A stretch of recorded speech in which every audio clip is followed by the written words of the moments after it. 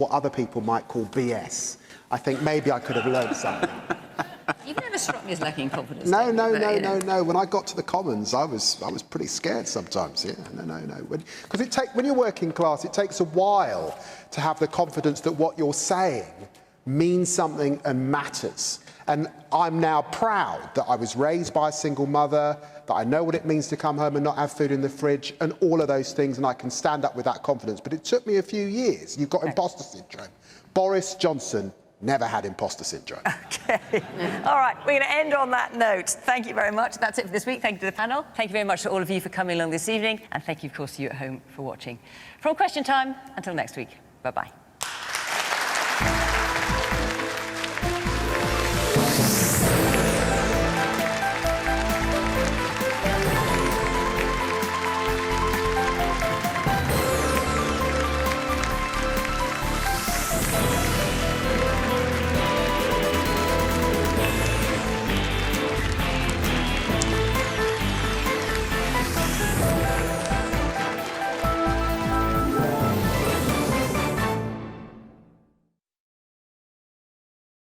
I ended up becoming heir to the throne aged 4. With never-before-seen footage, the king's life in his own words. It is important to be honest and genuine, and people will always see through you if you're not.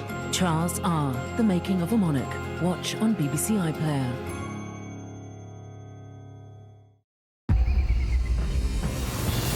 Last stretch. Let's get there. I can't breathe. That's my girl. Let's go. Take it up. Don't want this to end. We will get over that line. Race Across the World, the finale, Wednesday at 9 on BBC One and iPlayer.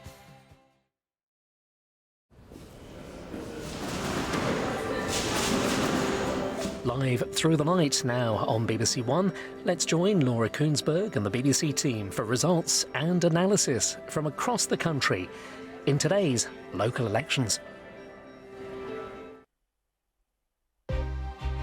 Good evening. The polls are closed and our politicians might just be getting nervous, waiting for the verdict of millions of you who've been voting today in this year's council elections. Power is up for grabs and reputations are on the line. Rishi Sunak became Prime Minister in the autumn after the turmoil that brought down Boris Johnson and saw off Liz Truss. But in a year, Mr Sunak might be fighting his own general election. So what will the public say about him and his party tonight? Sir Keir Starmer spent this morning bashing the phones, reminding people to vote. He has been miles ahead in the opinion polls, but now real ballots have been cast. Can he rely on the same support? How close is Labour really to number 10? The Lib Dems want to get the big wheels turning. Their leader, Sir Ed Davey, used a tractor on the campaign trail to smash through a metaphorical wall of Tory support. But in the next few hours, we will know if he's actually been able to turn blue seats yellow. These elections will decide who runs more than 230 English councils. But they'll also give us the biggest picture of public opinion since Rishi Sunak took over, and possibly the last before the general election. Rita Chakrabarty's here to help us crunch the numbers. Rita. I'll be analysing the results as they come in. These are the seats that each party is defending. We'll see how those numbers change overnight. Professor Sir John Curtis will, of course, steer us through the tips and trends as the night goes on. And our political editor, Chris Mason, will help us figure out what it might all mean for those vying for power. Some of them will be with us live. Politicians join us here and from around the country. So stick with us. It is election night on the BBC, and some of those all-important results have already started to come in.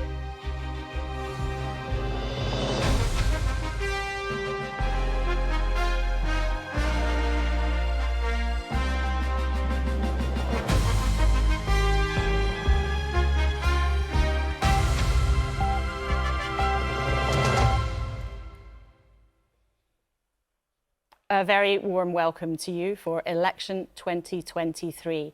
Tens of millions of you have had the chance to have your say in England today after a wild political year. It's the first time that the ballot boxes have been out since the exit of Boris Johnson, the implosion of Liz Truss and the arrival in number 10 of Rishi Sunak, not so long after he became an MP in 2015. These elections are a reflection on his short time in office so far. But of course, local elections do what they say on the tin as well. They decide who runs the authorities that have big responsibilities for things that are important in our lives. Schools, care, of course, the bins. So the results are a judgment on what's going right or wrong locally, as well as what's happened in Westminster. And we have, even at this start of the programme, had some results already. We've got 6 seats in. Guess where? From Sunderland. Of course, the part of the country where the counters are always the fastest first. I think we've actually just had the 7th result come in, but we can see there in our giant tower, Labour have got 6 seats, taking 2, the Lib Dems 1. And an interesting thing there, 2 of those seats in Labour wards have been taken from UKIP, who did very well the last time. We're going to be out and about around the country throughout the night. Look, the counters there hard at work in Leicestershire.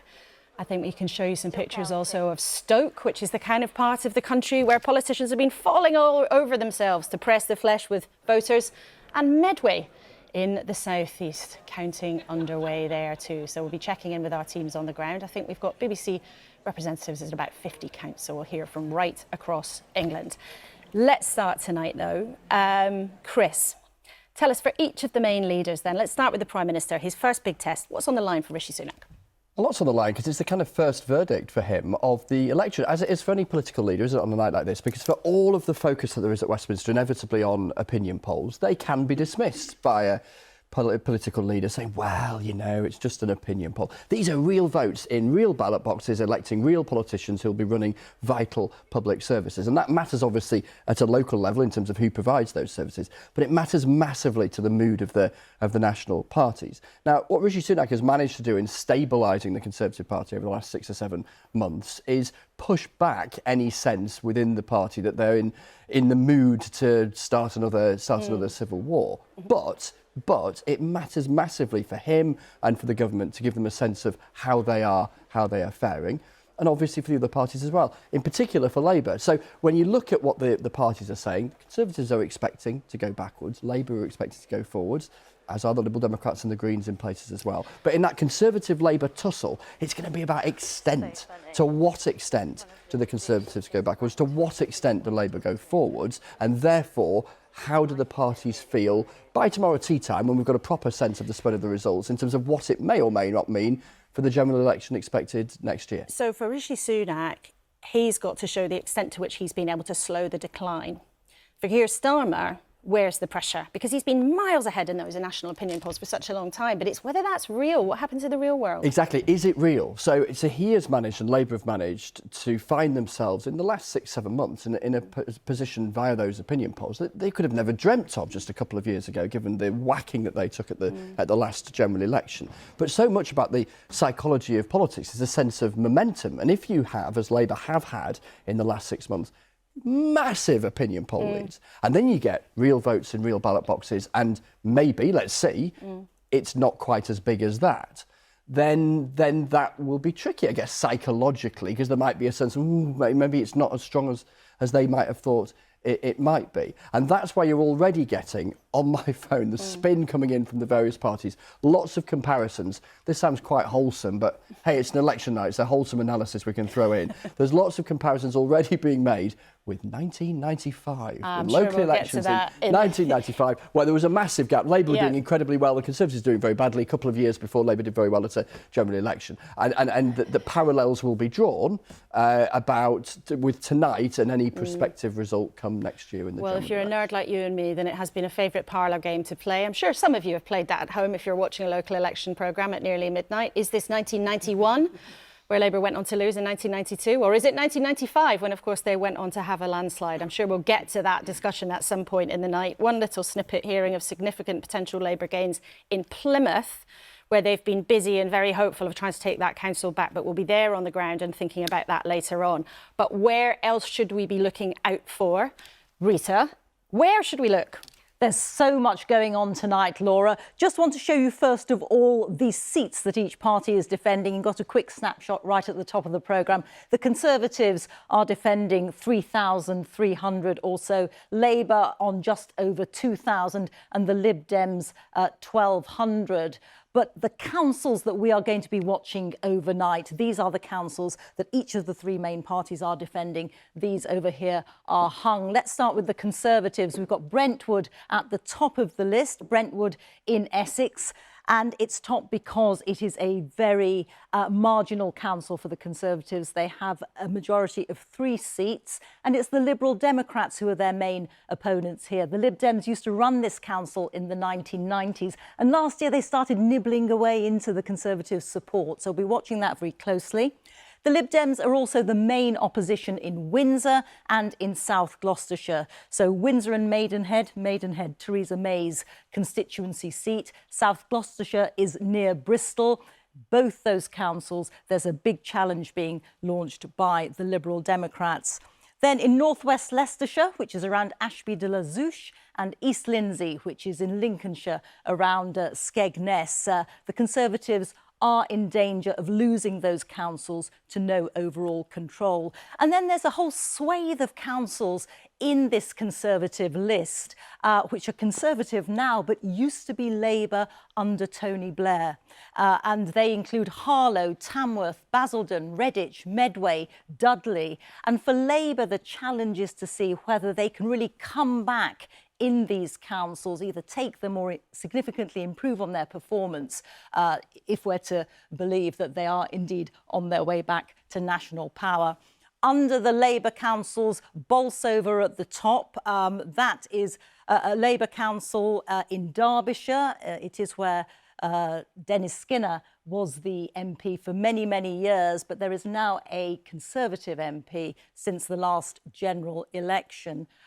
Stevenage is Labour as well, and has been since the 1970s. But in 2021, the Labour Party lost 5 seats to the Conservatives there, so there clearly is some volatility going on there.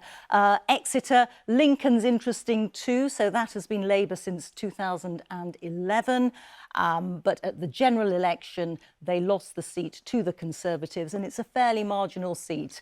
The MP has a majority of about 3,500, so that is an area where Labour wants to be coming back quite strongly. For the Liberal Democrats, we've got Hull at the top because it's an ultra-marginal for them. They have a majority of 1 seat there. They took this council from Labour last year, so Labour is going to be taking the challenge to the Lib Dems there. In North Devon and in Cotswold, the Lib Dems have a small majority as well of just 2 seats. So we'll be watching those very closely. And among the hung councils, well, Plymouth is a top Labour target, as Laura's just said. Portsmouth, a top Lib Dem target. And a word for these 3 councils down here at the bottom. Rochford in Essex, West Lindsey and Boston in Lincolnshire. They're all hung, but they were Conservative at the last election, and they've become hung through defections. So we'll have to wait and see whether the Conservatives can take them back. So a great deal to be watching. Laura. So thanks very much. I'm glad you're here to keep us right through all of that detail and that map of the country and all of those graphics there. Now, in a couple of minutes, we're going to hear from our political guests. I want to introduce them. Paul Scully, Technology Minister in the government. Wes Streeting, the Shadow Health Secretary, wants to be the Labour Health Secretary if you're lucky enough to win the general election.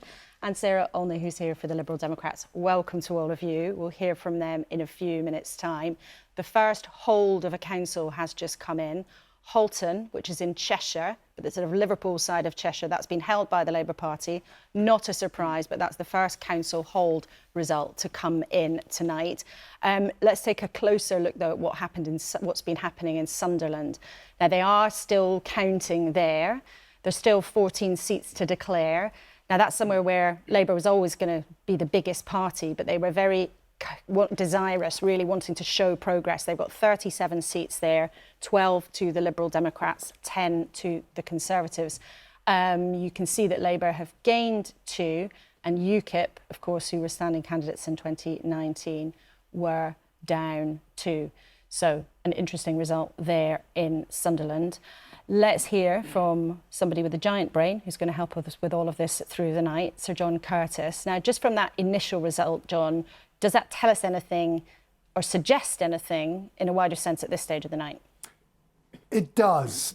We've got results, actually, most, as you said, from Sunderland. We've also got a couple from Newcastle.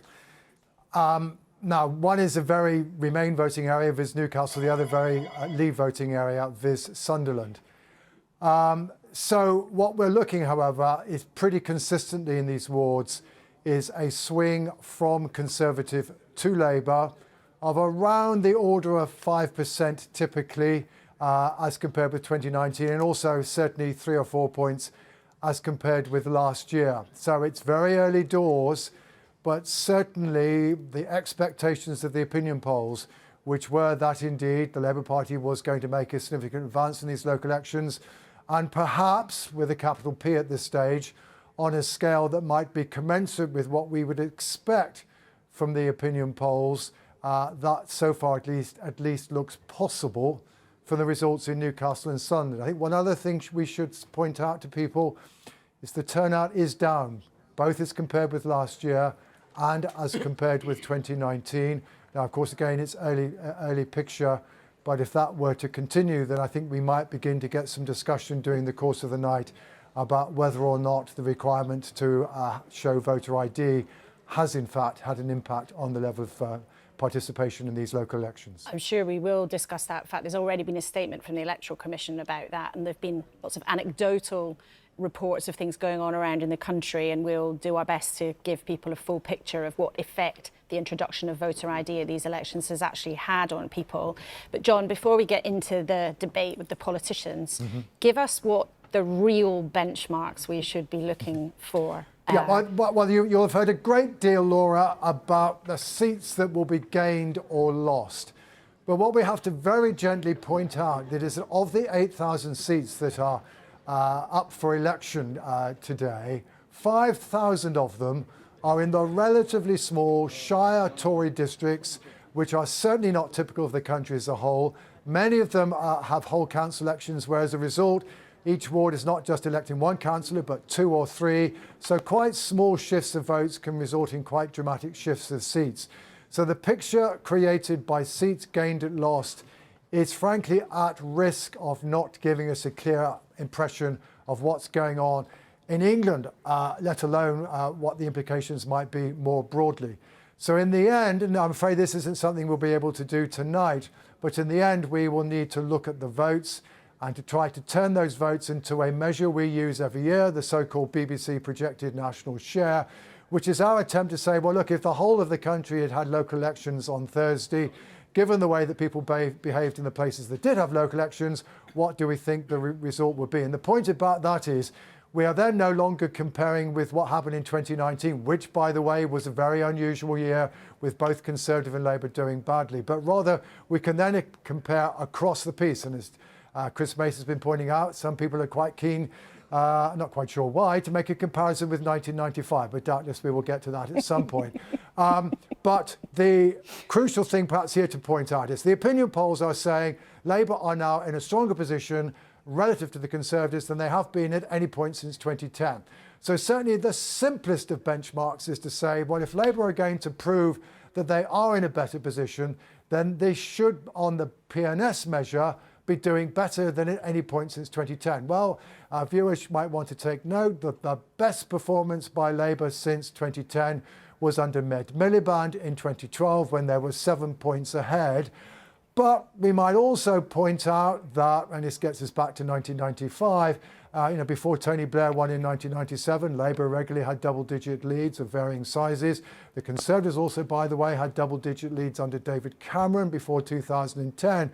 So I think if Labour really want to demonstrate that they really are breaking through amongst the electorate, then they would probably like to be at least in double-digit territory. But I'm afraid it'll be a long time before we'll be able to give you a clear idea of what's going on. In the meantime, if you hear us talking about swings from Conservative Labour of 5, 6, 7%, you will know that Labour are doing pretty well. OK, I'm sure we'll get into that in a few minutes with our political panel, but I want to take you around the country and show you some pictures of what's going on at the Medway count. Thousands and thousands of people across the country busily tonight getting on, cracking open the ballot boxes, that magical moment where the decisions that you made actually translated into real results. Keir Starmer has been in Medway. There he was. I think he was there yesterday. And when you see a political leader in a part of the country, that means it is somewhere they are hopeful of taking, because they don't waste their time going to places where they don't think they've got a hope. And it is somewhere where they want to be seen pressing the flesh. And our reporter, Anna Collinson, is there in Medway for us tonight. Anna, tell us, what's the significance of that part of the country? Yeah, good evening, Laura. So welcome to a very bustling count in Gillingham. We're expecting it to be a very long night of counting, expected not to get a result until around 6 or 7 a.m. The returning officer said right at the beginning, while speed is important, accuracy is more so. So everyone's sort of taking heed of his words.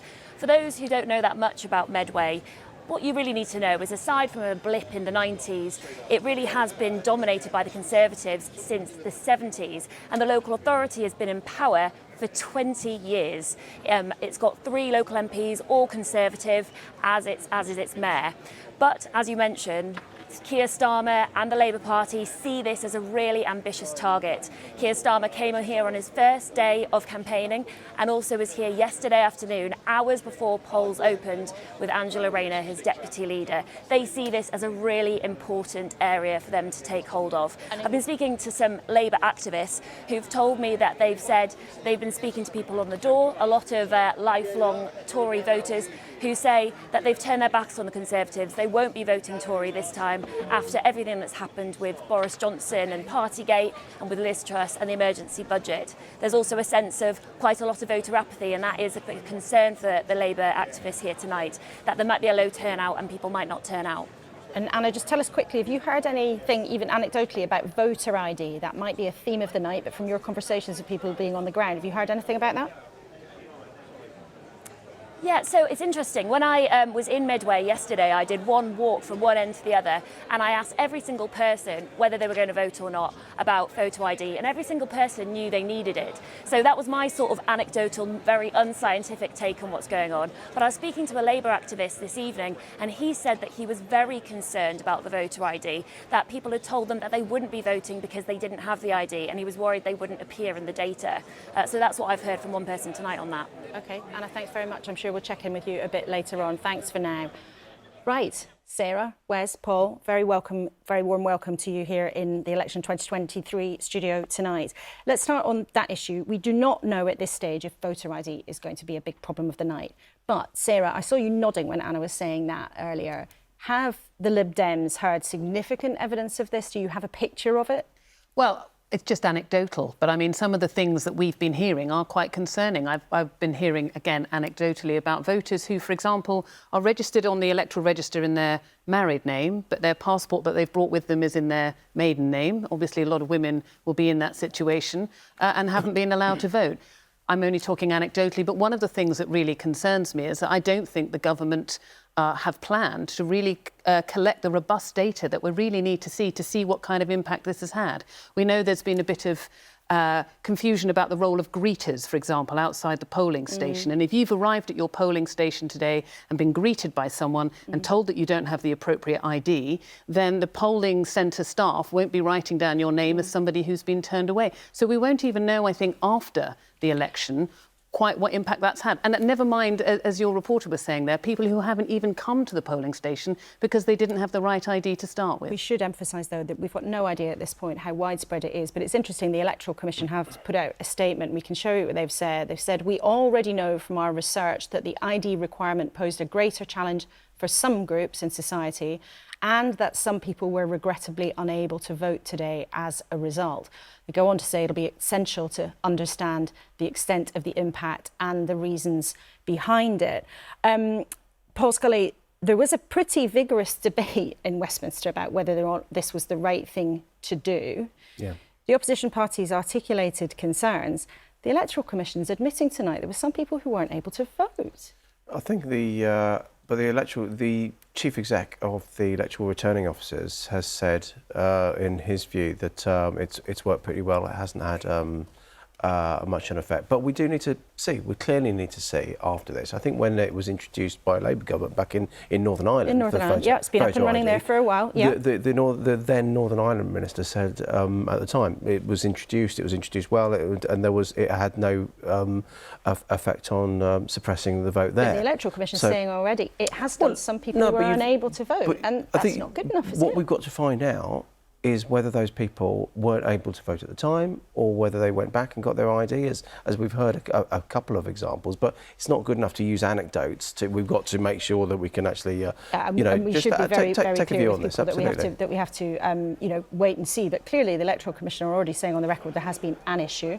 But important to point out, we don't know how big it is. We can see some shots of the count in Bolton. It's another part of the country where people have been working hard. That's a council that has been in no overall control for the last while. From what we've seen so far, Wes Streeting, what would be your expectation of tonight? Well, I think Labour's expecting a good night. We've run a really good campaign. We've stayed throughout on the issues that voters really care about, cutting the cost of living, cutting NHS waiting times, cutting crime. And whether it's holding the Conservatives to account for their record of failure over the last 13 years or putting across Labour's positive plan nationally, as well as all of those brilliant local campaigns, I think we can be really proud of the campaign that we've run. I hope that's reflected in the results overnight. I expect that will be reflected in the results overnight. And I think it demonstrates, actually, from where we were in 2019 when these elections were last fought, which, of course, was before we were brought to a crushing defeat in the general election, that the Labour Party, in terms of policy, in terms of organisation and in terms of leadership, is very much back in business and in a position where we can win the next general election. And beyond tonight, that will be the focus of the coming months. So I doubt the Prime Minister's going to be in a hurry to call one by the time he sees all the results come in. But whenever that election is, we'll be ready. Well, we can see there's some Labour activists looking extremely happy in Stoke. Hugs all round already, it appears. We don't know anything about the results there yet, but people clearly happy about something. But it's interesting, though, John Curtis very clearly has laid down the gauntlet. He said you have to be looking at a double-digit lead in the projected share, which is a long way off. That's going to be sometime tomorrow afternoon. But are you confident that you'll get to that kind of To be honest, level? whether it's very respected people like John Curtis or some of the absolutely shocking punditry Paul's party's been putting out in the last few hours, we know what the challenge is. We are looking at these results closer than anyone else, because what we will be judging ourselves against is, are we making progress in those communities, in those constituencies that Labour will need to win in order to form a government? That's the test we set ourselves, regardless of the test anyone else sets us. But it's important, and I think we for will our be seeing viewers, progress in those areas. But it's important for our viewers, though, to understand what the benchmarks are. John Curtis says the benchmark for you is a double-digit lead in the national share. Are you confident you're going to get that? Well, we'll see as the results come in. I'm not daft enough to make predictions of what this time of night, but I think we're in for a good night, and I'm very proud of the campaign the Labour Party's run. I haven't seen a campaign like this from the Labour Party for some years, actually, and I think that will be reflected in the results that we see. Chris. Just one source, Laura, chipping in from Labour HQ, watching our analysis and hearing Sir John's analysis a little earlier around what was described as a very high bar of a double-digit lead, and saying that an 8-point lead would be their best result since 1997. A couple of other things just I'm hearing, Laura. Lib Dems getting very excited about Hinckley and Bosworth in the Midlands. They think there has been, or they claim there has been, a total Tory collapse, as it was described to me. The Conservatives are nervous, very nervous, about Windsor and Maidenhead in Berkshire and bits of Kent, more optimistic in the northeast of England in Darlington and Redcar, and Labour pretty chipper about Plymouth. Now, let's test that out then with Sarah. Chris just gave a list of places where the Lib Dems sound pretty happy. Can I add one? Yeah, but by all means, we're here for tips and trends and your insights. I've just heard from Sunderland. We've taken a seat off the Tories there, which makes us the official opposition now on Sunderland Council, which is fantastic news and really, really a huge tribute to Sunderland Liberal Democrats. But I mean, we're really looking forward to the results coming in. We're preparing ourselves actually for a really, really good night. We've had a brilliant campaign up and down the country. And we think we're going to make real progress, real gains, and that's coming off the back of 700 seats that we won, the last time these were up. So, it's we're not just holding on to those fantastic gains we made, but making even more progress. And I am going to press you on your adjectives. So a good night, what does that mean? So someone in your party said to me, well, if we get over 200, that will really be pretty good. Less than that, go on. I'd be happy with 200. That sounds good to me. But I mean, I think the important thing for us is that we're not only making progress in some of those constituencies that we're looking to win at the next general election, but we're making progress in all sorts of places where, you know, that aren't target seats for us. Sunderland, as I was just saying, Windsor and Maidenhead is not somewhere that we have, you know, had much representation before, but we are hoping potentially that we might even take that. And places like Dacorum in Hertfordshire also going really, really well. South Gloucestershire we've mentioned, East Cambridgeshire we think, all across the country, and you know, some Labour-facing seats, although primarily we're looking at taking seats off the Tories. And you mentioned there that challenge for the Lib Dems, you're trying to face both ways, but actually all of the big parties are doing that. You're trying to hold off the Liberal Democrats in Hull while trying to take seats off Tories in the other places, and you are fighting both the other parties on several fronts. All three of you, thank you very much for now. You're staying with us. Worth reminding, as Sarah was saying, that the last time these council seats were fought was in 2019. Now, that's not 2019 when there was a general election, when Boris Johnson stormed it and seemed to redraw the map. It was the 2019 local elections. Cast your mind back. That was a completely different political world. Theresa May was still in charge, although hanging on by her fingernails. Jeremy Corbyn was still the leader of the Labour Party. Vince Cable was still the leader of the Lib Dems. So we must remember that when we're talking about the last time these council seats were fought, it was a completely different political universe. So bear that in mind when we're thinking about things and seats changing hands around the country. Let's get out around the country now. Let's go to Nisha Chopra in northwest Leicestershire. Now, currently the council there, Nisha, has got a small Conservative majority, but are those with the blue rosettes looking nervous tonight? Oh, they very much are. I mean, this particular area, there are 38 council seats up for grabs. So it's quite a simple one to understand. That's 38 council seats. That's each ward has one councillor. And as you said, in 2019, the Conservatives just held on to a majority of 20 seats. Later, 2 Labour councillors actually defected to the Tories. But that's the picture here tonight.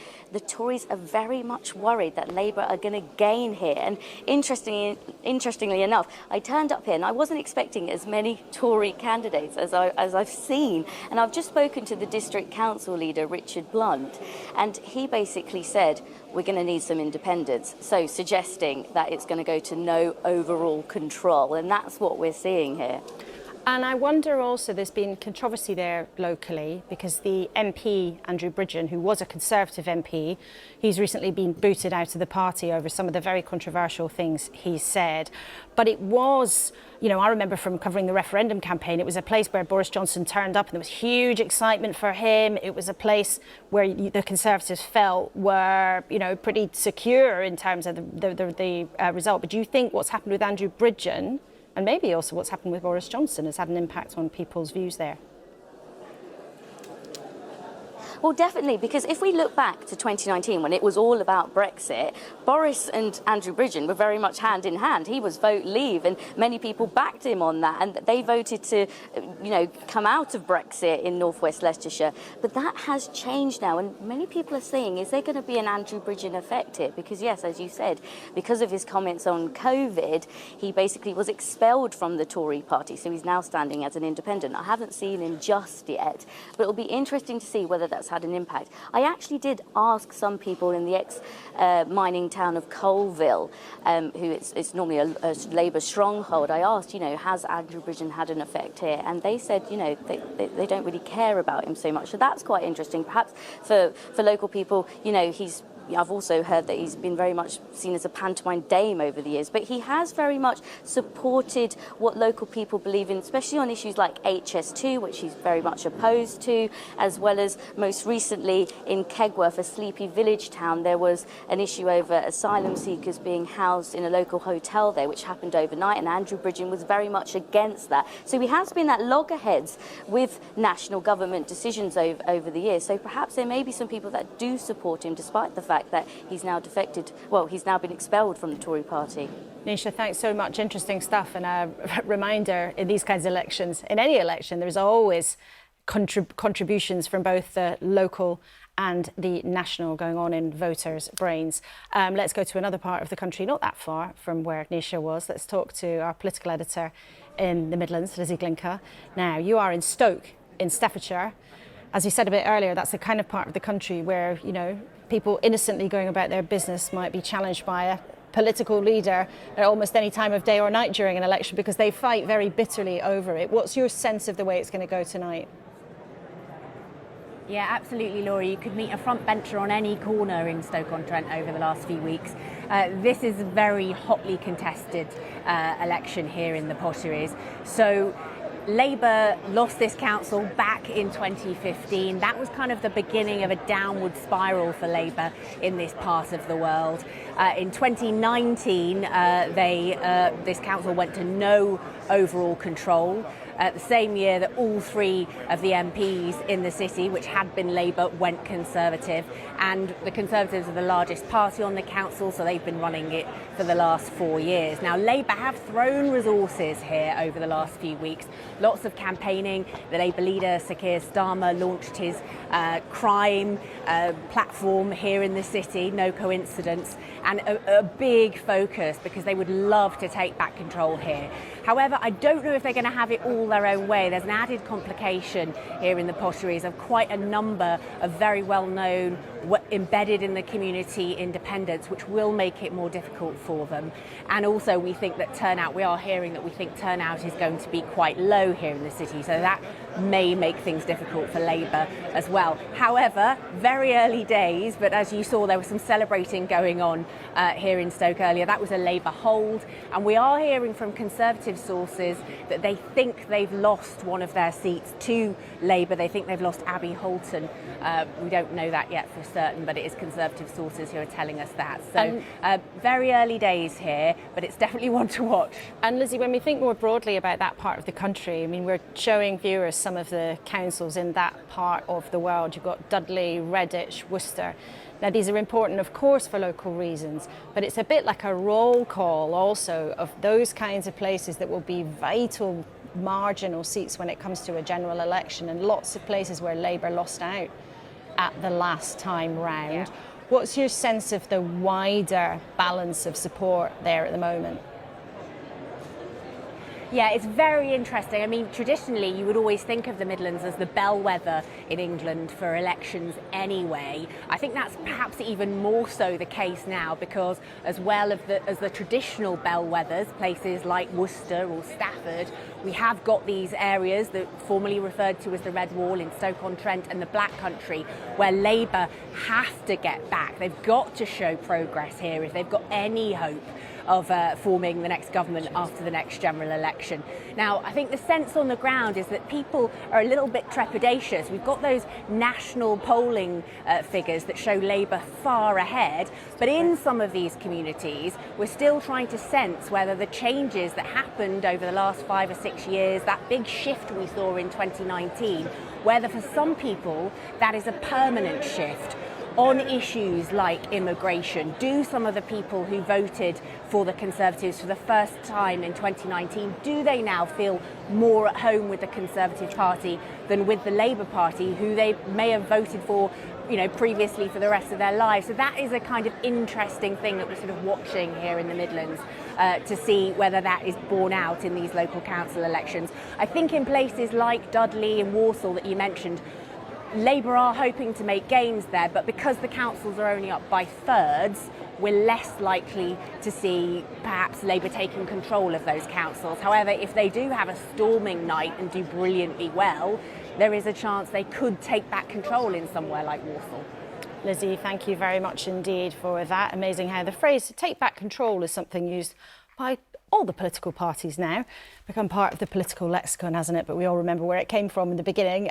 We do have some more results that have come through. Let's just take a skip through some of the latest ones. Newcastle Council has been held by Labour, South Tyneside 2, Halton 2, in Cheshire on the Liverpool side. None of them are really a surprise. Broxbourne held by the Conservatives and Labour holding Chorley and Sunderland. So some of the latest results of councils holds there. As Lizzie was saying, a reminder that in lots of parts of the country, only a third of the council seats are up for grabs, which means that we might not be seeing many councils themselves actually change hands. It might be more a change here and a change there in the numbers of seats, but we'll be trying to make that clear for you all as the night goes on. I want to show you Brentwood in Essex. The count is going on there.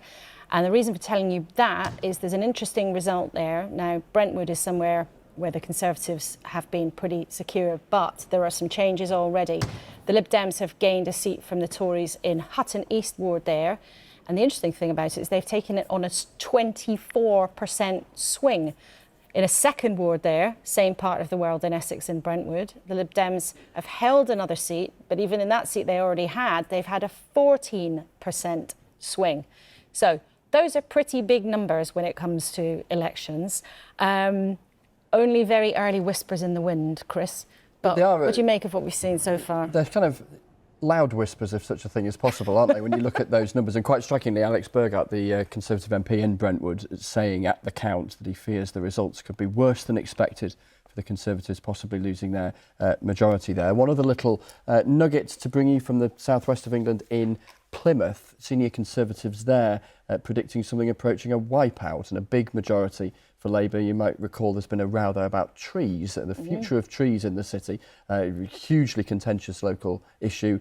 May or may not have informed voters' minds as they headed to the polling stations, but it's significant movement there, it would appear. That's interesting. And Plymouth, of course, important to both parties when it comes to a general election, out with those local things, because at the moment, Labour represented there, so are the Conservatives, and it's definitely somewhere on Labour's target list. We're going to talk to Rita just in a second about projected national share. Now, John Curtis introduced that concept to us. Yes. The numbers for the next 18 hours will go into a giant calculator, and sometime tomorrow afternoon, we'll come up with a projection of what would have happened today if the whole country had been voting, what that would mean for the share of the parties. How much do the party headquarters look at that? Big time.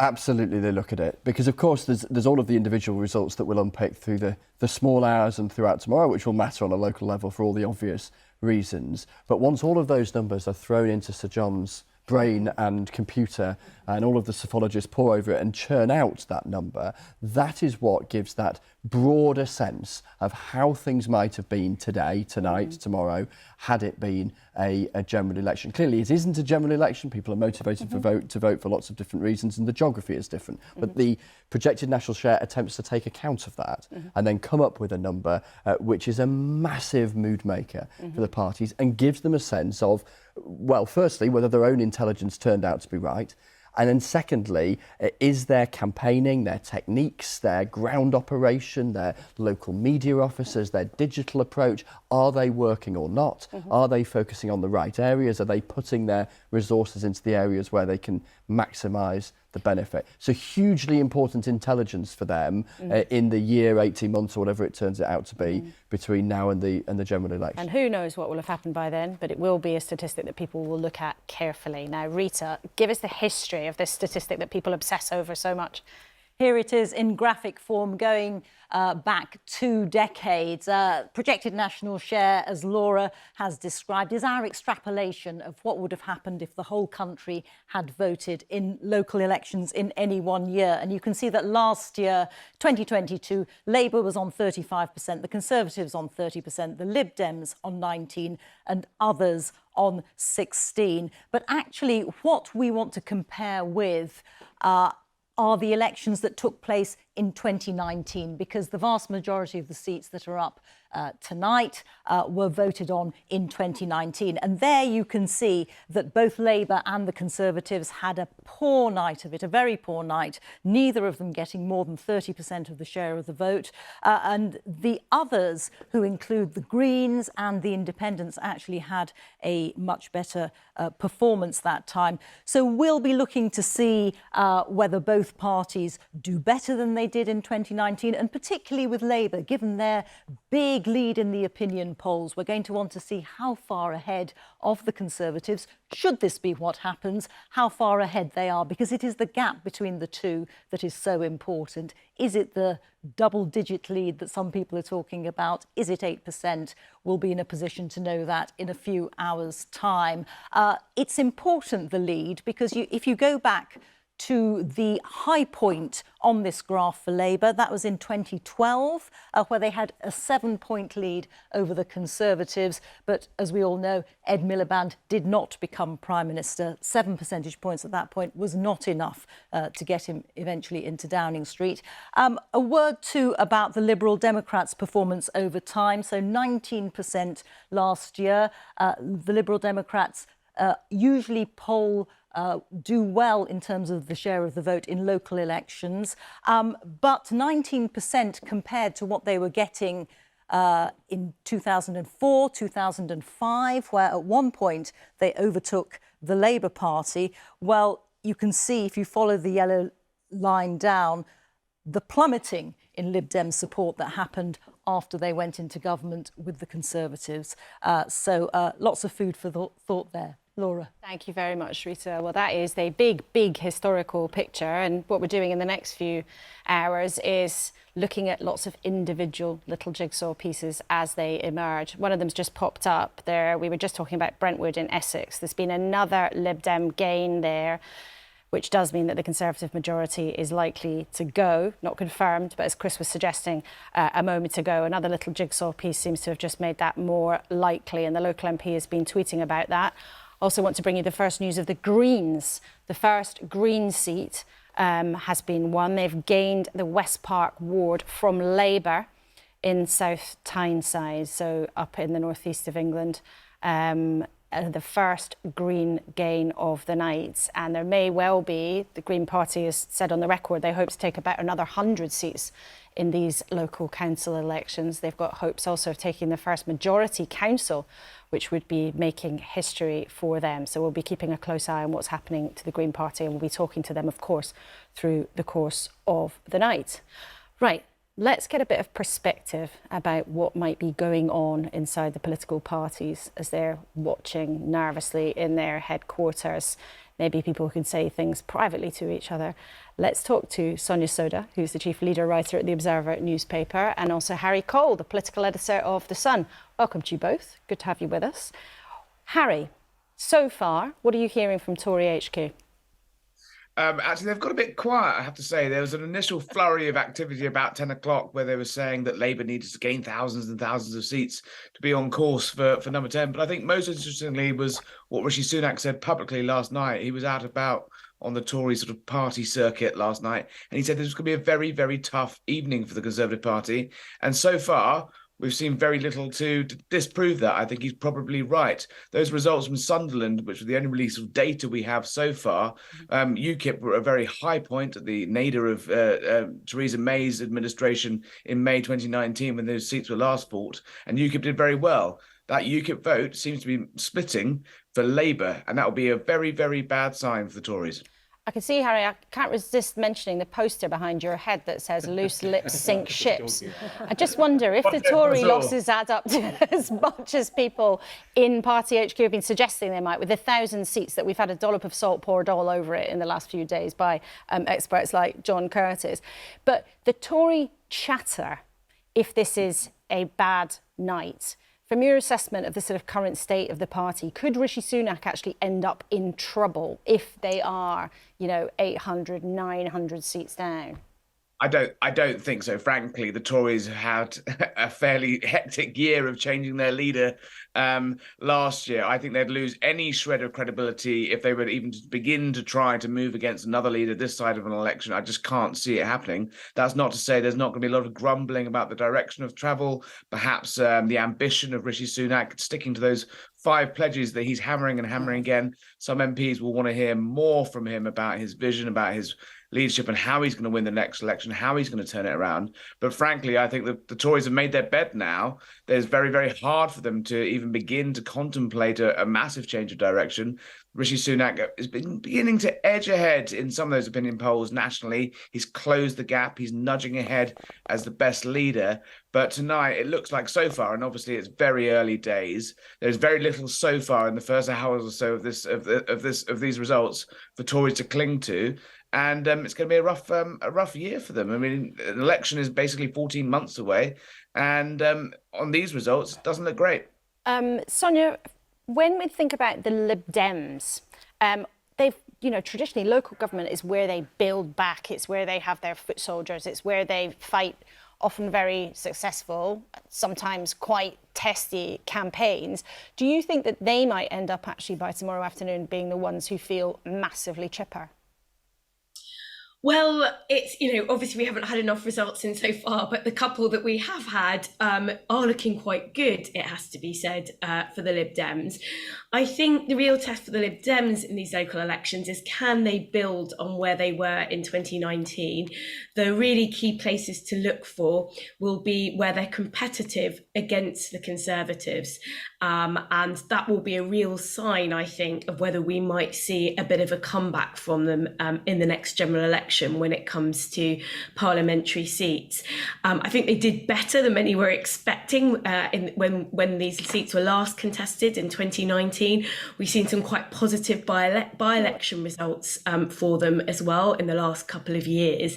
And it does feel like, the Lib Dems really did hitch themselves to Brexit and sort of being on the Remain side of the equation in recent years. And there's no question that harmed them somewhat. But now it feels like, if you look at seats where they're against the Conservatives, it does feel like they've always done best on local issues. And it does look like those are what are coming to the fore again in those seats where they are competitive against the Conservatives. And just let's think for a second about this campaign in the last few weeks. We're just showing some people some of the latest results as they've come in, actually. Interesting that the Conservatives have held Harlow, and Labour were hopeful of making gains there, but the Tories have held on to it. We'll see later whether seats have changed hands or not. Some other results coming there. Some we've already mentioned, Chorley and Sunderland being held by Labour, Broxbourne and Hertfordshire being held by the Tories. But in the last few weeks in this campaign, what has stood out to you?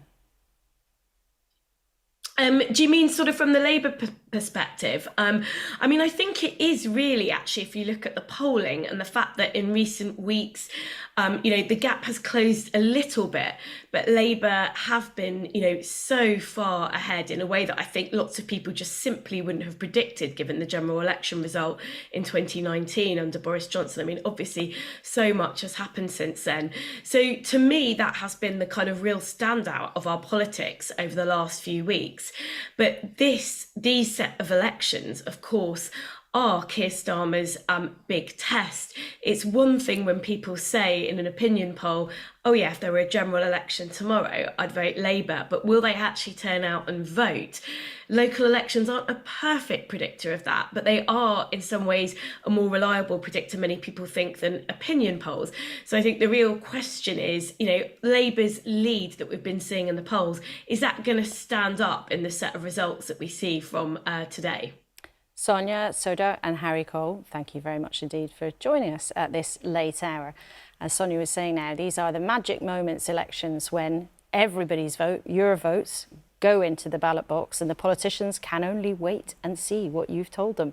We can see votes being counted in Bolton, critical part of the country when it comes to the Labour Conservative one-on-one fight. Ipswich will be there a bit later on. In Suffolk, all sorts of interesting things happening in that part of the country. We mentioned earlier the Greens hoping to take the first council as a majority in mid-Suffolk, and also busy bees in Leicestershire.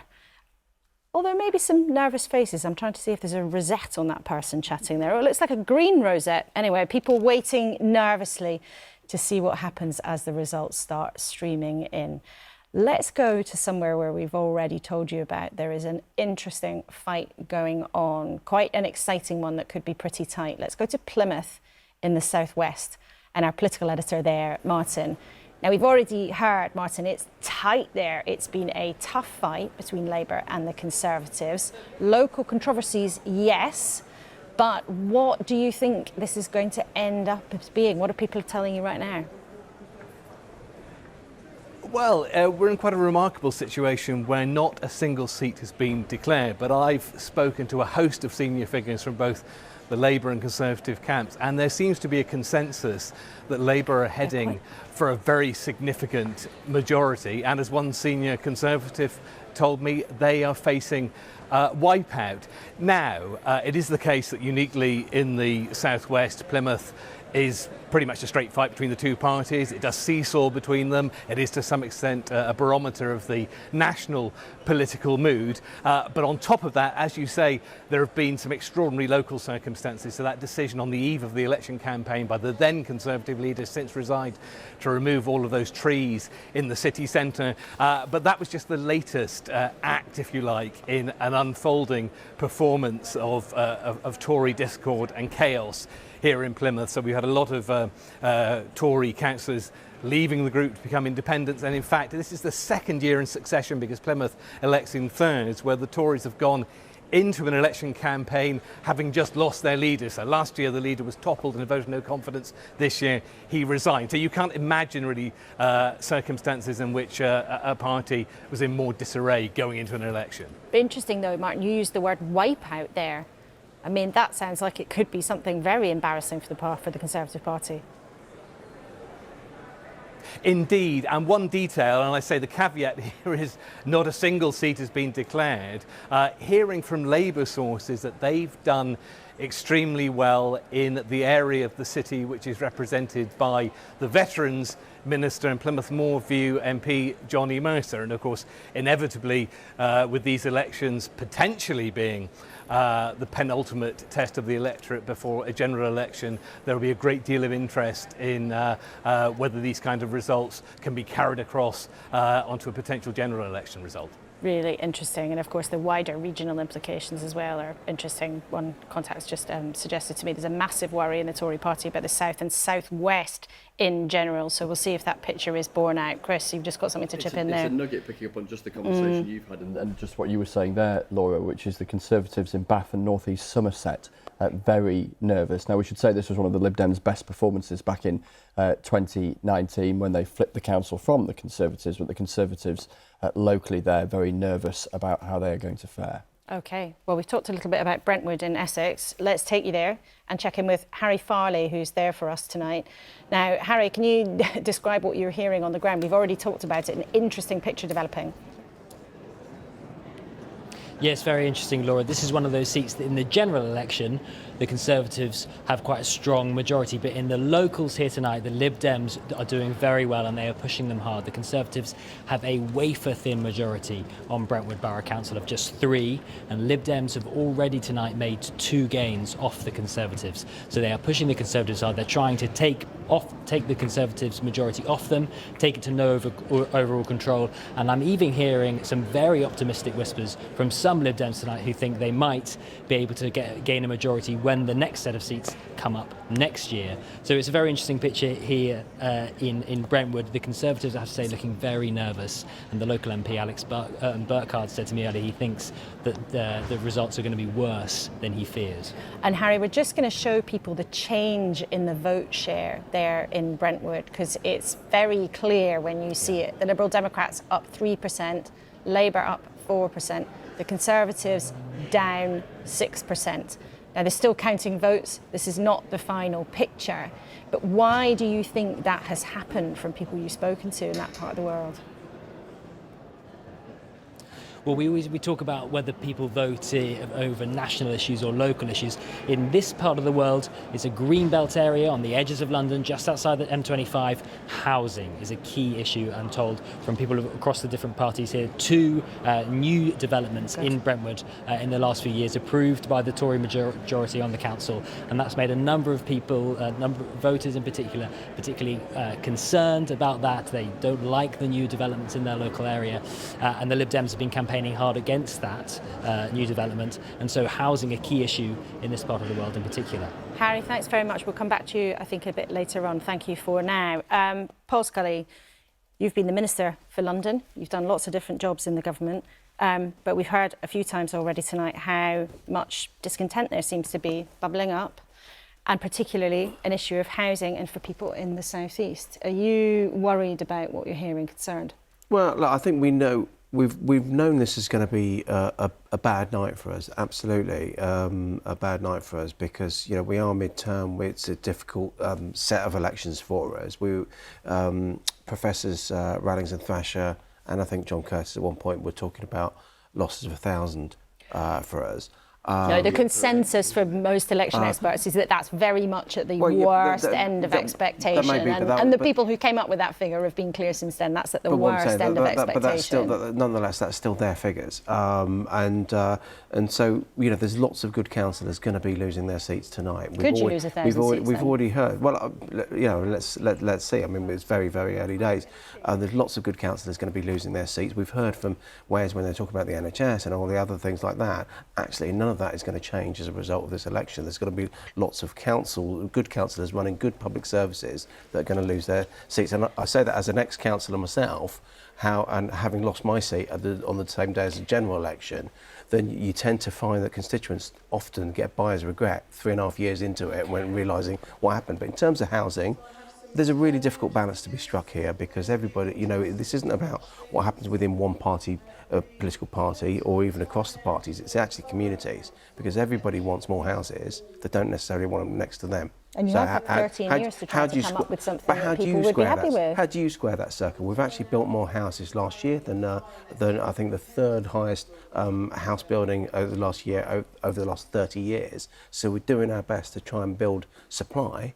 But it is an incredibly difficult dynamic to get right. But if you do lose that 1,000 seats, which I know you're still sticking to that as a possibility. Yeah. You still think that could happen? It's a possibility. I mean, let's see what's happening because, as I say, if nonetheless, we are in midterms, and Rishi Sunak has come in with his 5 points plan of halving inflation, growing the economy, reducing the debt, cutting the backlog in the NHS, and stopping the boat. But if you'd lose 1,000, but we're only a quarter of the way through the year. But if you'd lose 1,000 seats, and Theresa May, when she was fighting these seats, lost 1,300. So if you lose 1,000 seats, then whatever Rishi Sunak's saying, whether he's got a 5-point plan, a 20-point plan, or a 1,000-point plan, people aren't going for it. No, what I'm saying is that plan has specific outcomes that can be measured. We're a quarter of the way through, if even that, of him being able to deliver that. So it's really early doors for him doing that. We've seen the polls start to close, the national polls start to close, but as Chris was saying earlier on, these are far more measurable when you get the results tomorrow. But nonetheless, the fact is that people are seeing Rishi. They like what they see over the whole, but it's very much job unfinished yet. We've got to go through that process. Well, Wes, you're making faces, so let's see what's on your mind. I find this totally implausible. On one hand, Paul Scully's saying, poor local Conservative councillors being punished for national issues, and then in the next breath he's saying the voters like Rishi Sunak. I mean, let's remember that Theresa May had to apologise to Conservative councillors who lost their seats in that terrible election in 2019 when we were told that the Conservatives had hit rock bottom. And now they're plumbing new depths. And I'm not sure whether when the Conservative Party chairman said we're expecting to lose 1,000 seats, whether that was an expectation or an ambition. Because they have done precisely nothing to speak to the voters' concerns during the course of this election. Not. They tried to pretend the elections weren't happening at one point. Remember, Rishi Sunak launched his campaign but didn't tell anyone about it because he was so confident about delivering against his priorities. These are local elections, Wes. These are local elections. They are, but you've acknowledged that Conservative councillors are losing their seats because of your government's record. And we're not in the midterm, we're at the end game. You've been in for 13 years and 4 years into this Parliament. Without any concrete plan, you've been waving a finger, talking about national issues, not talking about local issues. And these are council elections about local issues. There are some factors. You talked about Plymouth being a really good example of where there's some local factors at play. But actually, people are going to be really... you're leading people up a garden path if you think that what you were talking about earlier on about the NHS is going to change tomorrow. No, it needs to change at a general election. I'm glad you've acknowledged that as well, Paul, because they've changed the councillor. But it doesn't set anything in train that you are expecting people to be waking up tomorrow and thinking, oh, thank goodness, I haven't got a Conservative councillor, therefore we're on train to changing the NHS. There is no link. Either you believe in devolution, And therefore, when you allow councillors to be accountable for their decisions, otherwise, or you start muddying the water, as you have been doing throughout this campaign. I'm sitting there, you rightly said I'm Minister for London. I've had 3 years of watching Sadiq Khan waving a finger at absolutely everybody. I mean, there are no elections in London, let's be clear, today.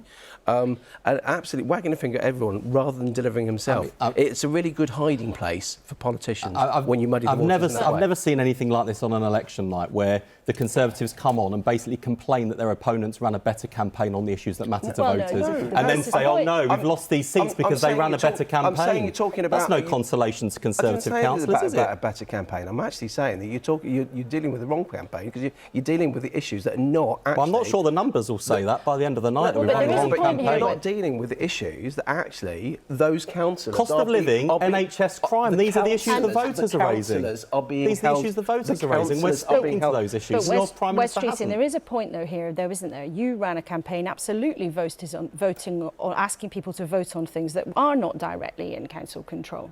Every day we heard Keir Starmer talking about the cost of living. Now, most of the decisions that are made relating to that are made by national government. He was talking about the NHS, he was talking about crime. Now, most of those things, not all, local councils, of course, have influence in all sorts of ways. But there's no doubt that you ran a nationally focused campaign. Well, is that fair in these kinds of elections? Well, I'd say two things. Firstly, local government does have an impact on cost of living and on the NHS and in terms of crime, and has powers they can use. And of course, nationally, we've been speaking to voters right across England with national messages on the voters' priorities.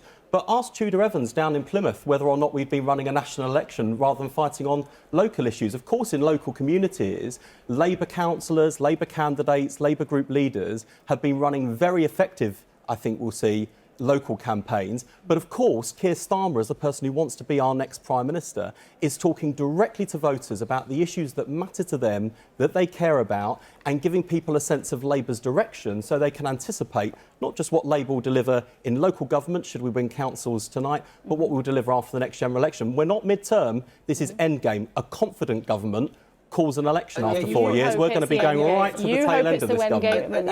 And yet you find that actually when you get poll after poll, it's Rishi is around the area when he's seen as the best leader. Okay. Well, that's not consolation to people losing their seats. We're going to leave it there with you two for now. Thank you for your contributions. You're not going to agree, but you're doing it in good spirit. Sarah, you were looking at your phone. Now, what is going on? What are you hearing? Well, no, I'm looking at the Cotswolds. We're doing really, really well in the Cotswolds. We're seeing some really good results coming in there. And actually, and the excellent results we've also had from Brentwood really reflect the sorts of things I've been hearing on the doorstep, that so many voters have been saying to me, they just can't vote for the Tories anymore. And that, I think, is really being reflected in results coming in from all over the country tonight. I didn't expect it to be quite, that large swing you were talking about in Brentwood earlier. I wish we could see the projected national vote share just on that board. Stop the clock now at 16 minutes to 1, that's it. The projected national share based on one ward. It really does reflect. Swing to the Lib Dems. It really does reflect everything I've been hearing. People are fed up with the Conservatives. They feel taken for granted. They feel, and a lot of the people I've been talking to, I've been mostly out in places in Surrey, like Surrey Heath and Guildford and Elmbridge. Their mortgages are going up by so much because of the Tory chaos that we saw last autumn, and people are still feeling that and will continue to feel it. Their taxes are going up. Prices at the tills are going up, and the Tories are doing nothing about it. And I hear what Paul is saying, and this is it's a mixture of local and national, but voters will make their own decision about why they make that choice, and they have been sending a very, very clear message. As they have in Bacton in North Norfolk, where we just won a seat off the Lib Dems. So, I mean, obviously, you've been in Surrey, you should go to North Norfolk and see what's going on with Duncan Baker and his colleagues. Both marvellous parts of the country. Absolutely. We like everywhere here in this studio. There's going to be more vigorous conversation shortly, and we should just remind everybody it is still early, but we do have results coming in. Let's look at our big tower tally. Labour on 64 seats so far. They've gained 2. Liberal Democrats on 25, gaining 6. That's why Sarah's so chipper. The Tories on 23, losing 9. The Greens there taking 2. Independents and other smaller parties gaining 1 on 8. And RA, that's an important acronym. We have it on local election nights. Residents' associations, who are a really strong and powerful factor. in some parts of the country. Now, all three of the politicians were tangling there over what we can read in so far, but I bet they and you and me probably all want to hear what Sir John Curtis thinks we can read into what we are hearing so far. John, you've been looking at some of the key wards, the places that we select as good measures to put into your giant calculations to give us a flavour of what it might mean. What are you seeing so far? Well, let's remind viewers, we are collecting the detailed ward-by-ward results in 45 councils that elected yesterday, and we've now got the results from over 50 of the individual wards within those councils. So it's still relatively early doors, but a pattern is beginning to emerge. First of all, let's look at the change since 2019, which is when the seats up for grabs on Thursday were for the most part contested. Now, let me give Mr. Scully a little bit of good news. The Conservative share of the vote in these wards is so far up. But of course, what we have to remember about the May 2019 local elections is that both Conservative and Labour did very badly, so it wasn't exactly terribly difficult for both of them to register something about. So of course the crucial thing is, what's the difference between the two?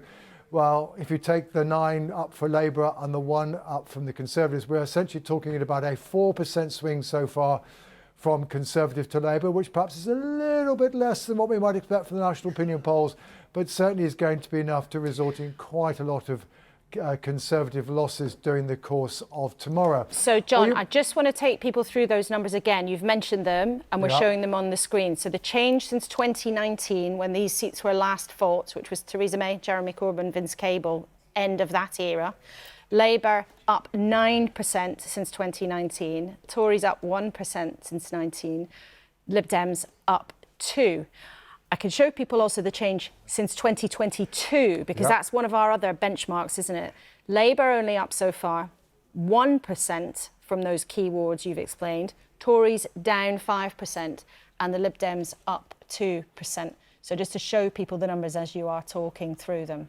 Yeah, so again, if we take the difference between the Labour and the Conservative figure, we're talking about a 3% swing from Conservative to Labour as compared with last year. So on both measures, we're not seeing a dramatic swing to Labour. And, you know, you will notice the Labour vote is only just up on last year, but we're certainly seeing quite considerable progress by the Labour Party. I think we might, however, also note that the Liberal Democrats are indeed up by a couple of points on both these measures. Now, both last year and in 2019 are pretty much equally the best performance by the Liberal Democrats so far, and since they entered into coalition with the Conservatives in 2010. So we might be looking at the best Liberal Democrat performance in local elections since then, although still not back to the level that they were getting before 2010. But that said, before Sarah Olney gets too ecstatic about the results she's saying far, if I were to tell you that I've also seen 1 or 2 results in Brentwood where actually there was a swing from the Democrats to the Conservatives. The truth is, one of the things we do have to remember about local elections is that local factors do sometimes make a difference. And therefore, as a result, we never, ever make too much of results in individual wards. But certainly, I mean, that said, Liberal Democrats made it progress. The other thing, perhaps less obvious, the Greens probably, if you actually look at the places where the Greens have fought this time and also fought last time, they're probably not doing as well as they did in 2019, but that, of course, was their best set of local elections ever. John, thank you so much for taking us through all of that. I think Sarah and Paul Scully are both, you know, Paul, you crack a little smile, and Sarah, you did, you know, take a breath. I want to bring in Chris, our political editor. It's early, we know that, but some pretty interesting things starting to emerge from what John was saying there. Yeah, it's at 10 to 1 in the morning, wholesome ward-by-ward declaration, followed by Olympian extrapolation. feels like kind of good for the soul in its own way, doesn't it? And keeping us all going through the small hours. Just bringing a couple of other little nuggets whilst you were chatting there. Conservatives feeling pretty pessimistic in Bolton.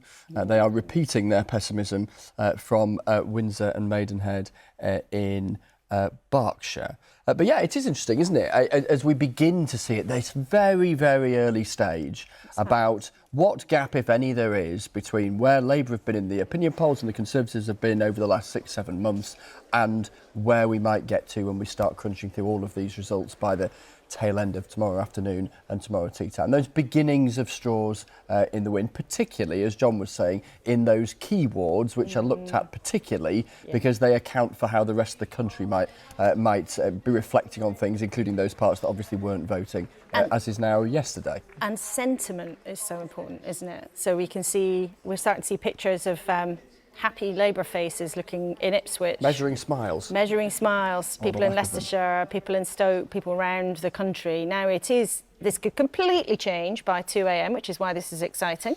It could completely change again by 6 a.m. tomorrow, and it could certainly all change by 6 p.m. tomorrow evening, absolutely. But the sentiment of all of this is such a sort of valuable commodity, isn't it? Yeah, because sentiment builds energy, or the lack of it. It builds enthusiasm, or the lack of it, amongst the grassroots of political parties, who are the door knockers and the envelope stuffers and the backbone of the campaigning enterprise of a party, the voluntary party that give up their weekends and their wet Wednesday nights to go out and campaign for their party. And when you get a set of results like this and all of the analysis that comes afterwards, that will enthuse or otherwise those activists depending on how a party does. Now, obviously, that breaks down locally and regionally as well as nationally, but it's so important in kind of setting that sense of how a party thinks it's going to do. And, you know, and for those who might be marginal in their enthusiasm for their particular political party, might tempt them to think, you know what, I'm going to get stuck in for the next year, or, oh, you know, sod it, I'll go and play a round of golf instead. You know, so there's that kind of that sentiment really, really and enthusiasm. So important. Just having a quick scroll to see if there's anything else I can bring you, but actually no, it's going to take a paragraph or two to read, so I'll have a read of it. Conservatives have just held Redditch in the Midlands, which is just worth noting. Interesting marginal seat at the Westminster context. Interesting marginal seat, absolutely, no doubt about that. Lib Dems getting very excited about the Cotswold results, but somewhere they would have expected to do well. We could show you some pictures of what's happening in Scunthorpe. Now, that is a part of the country where there has traditionally been quite a tussle over things. Tory's very keen to hang on.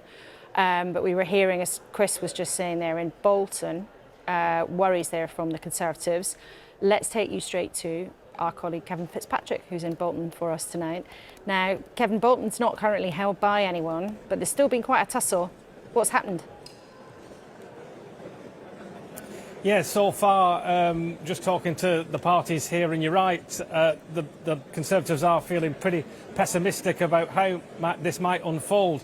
The optimists among the Labour Party are hoping they could potentially become the largest party, because there has been no overall majority here since 2019, when a long-serving Labour council was pushed out. Since then, the Conservatives have led a minority administration, a cobbled-together coalition of smaller independent parties alongside the Lib Dems as well here, and odds are that that's going to remain the case after tonight. But it does sound like the Conservatives could be a few seats down. The Labour Party are 6 behind them at the moment, so potentially they could come up behind them. But because it's an all-out election here, there are 60 council seats up for grabs, and what that means is that, talking to some of the parties in some of the wards, they're saying, depending how it goes, the Conservatives think they could hold on to all 3, or they could lose all 3. So there's quite a bit of jeopardy in how swings, very local swings, could go here and there for or against the bigger parties.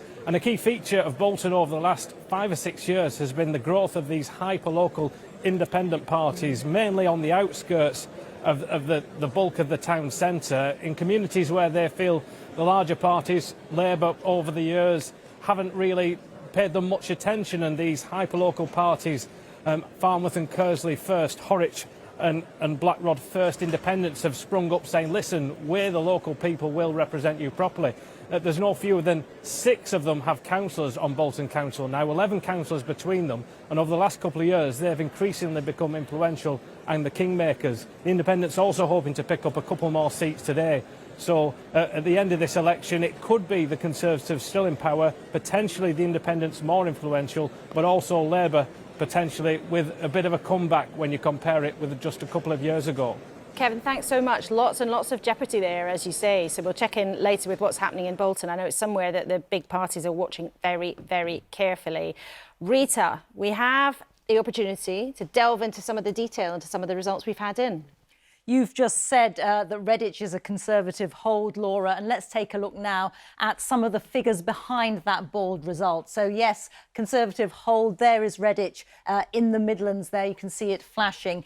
Let's take a look at what actually happened though. The Conservatives got 15 seats and Labour 8. And this is the Conservatives lost 2 seats, Labour gained them. Labour gained 3 seats from the Conservatives last year. But what's really interesting here is the change in the share of the vote compared to 4 years ago. And look at that. How dramatic is that? A collapse in the independence vote, and UKIP will have been a large part of that. And that has just translated back to Labour. Labour up by 16 percentage points. So does this presage a recovery for Labour in areas, swingy areas like that in the West Midlands? We'll watch and see whether that's replicated in other similar councils in that area. I want to show you Brentwood as well. We've been hearing a lot about Brentwood, a really tight race going on there. Brentwood in Essex, you can see it flashing over there on the little map.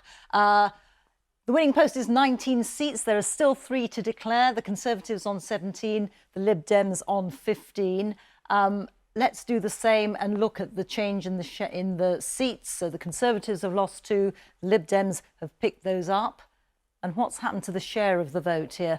Also fascinating, isn't it? Conservatives down by 5 percentage points and Labour up by 5. The Lib Dems actually a more modest increase, but still 3 seats to play for, so we'll be watching that one very closely. Laura. Rita, thank you very much indeed. Well, let's talk to a couple of people who've got pretty good knowledge of what will be going through the politicians' minds. Let's talk to Aisha Hazarika, now columnist, broadcaster, who worked for Ed Miliband for a long time, wrote his jokes, but also did do a lot of his political strategy. And Mo Hussein, Conservative advisor, who worked for Amber Rudd, among other people, during his time serving in government. Mo, firstly to you, are you surprised by what seems at this early stage to be looking pretty grim? Paul Scully's certainly looked pretty downcast with some of the last half hour. I'm not surprised, no. I think it was clear it was going to be a very difficult night for the government and for the Conservative Party, even though there has been the usual expectation management and lots of numbers being bandied around. I think the reality is people were bracing themselves for apathy on the doorstep, for 13 years in government, and also for issues that people are really facing and finding challenging right now that the government under this Prime Minister is trying to resolve, but it's clearly has got much more progress to make on that. So no, I'm not surprised at all. Aisha, in terms of what Labour is seeing so far, do you think that they will be, and I know it is early, before we say, we should say it again and again, but from what you've seen so far, does this match Labour expectation? I think Labour is going to be pretty pleased with how tonight goes, with all the caveats that you've just set out. For a number of reasons, I think they probably feel quite vindicated about their sort of broader political strategy paying off in some of those red wall seats. It was very interesting seeing in Jonathan Gullis's seat that big swing to Labour. And also another thing which I think they will be pleased about, it's interesting seeing how some of those smaller parties are doing.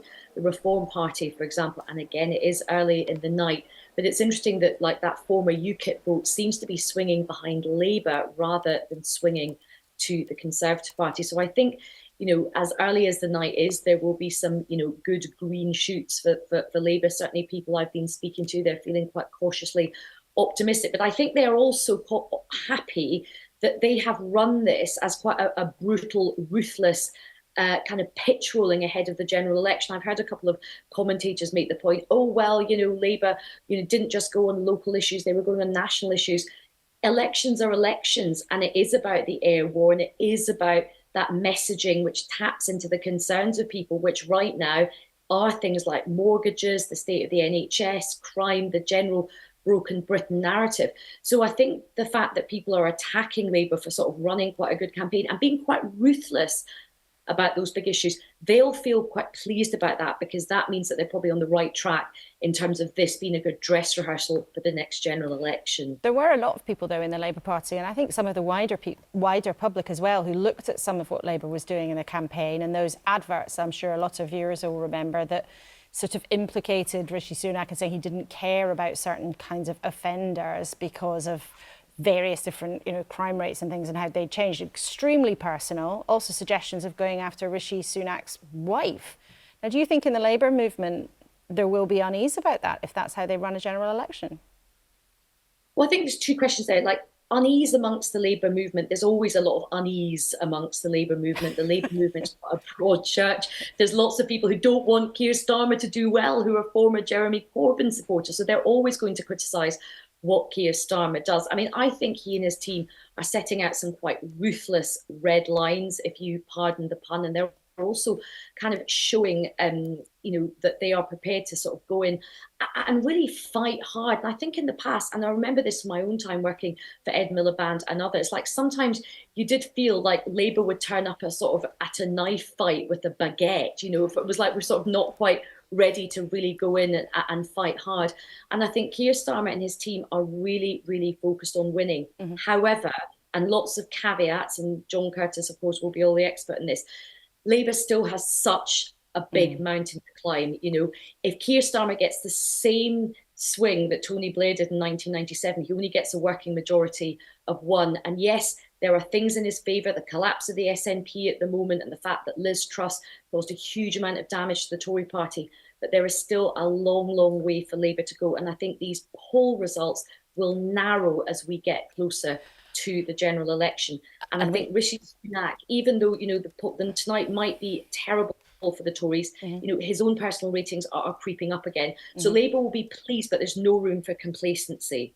And the general election is still, in political terms, centuries away. Mo, briefly to you, if Labour carries on setting out what Aisha described as ruthless red lines, what will the Tory response likely be? I think they'll probably have a few things that they'll throw back at Labour as well. But it seems to me that the focus for the Conservatives and the government is to rebuild credibility after the mess that we saw under Liz Truss and the legacy issues from Boris Johnson. And shortly after that, we will try and see some vision for the future and probably a plan for what things would look like going forward. But you can't really do that until you build that credibility back. So you see the Prime Minister just trying to get on with delivery, trying to get on with addressing the issues that matter to people. But there are questions being asked amongst their backbenchers. Is that enough? Is that bold enough? Is that ambitious enough? And I think that debate will continue to rage within the party. OK, Mo and Aisha, thanks very much for giving us your time this evening. Great to have you with us. Paul Scully, let's put that great to you then, straight to you. Bo Hussein says that people in the party already asking whose voices will get louder if what Rishi Sunak's trying to do is ambitious enough.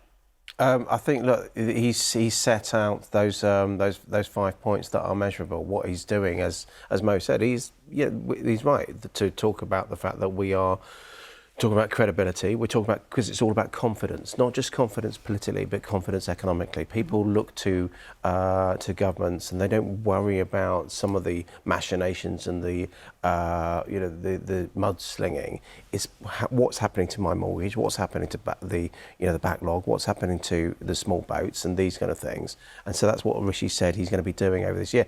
Clearly, as we get closer to a general election, you then need to start talking about, having regained that sort of confidence, you then need to start talking about what we're going to setting out stall for the next few years, the hopes of constituents and people across the country over the next few years. But you can only talk to that subject if you get the basics right, and that's what he's concentrating on at the moment. But he would have to step it up a bit, you just said. Wes, you've looking pretty chipper so far, but I just want to ask you this. Harlow Council, Redditch Council, Basildon Council, they've all been held by the Conservatives.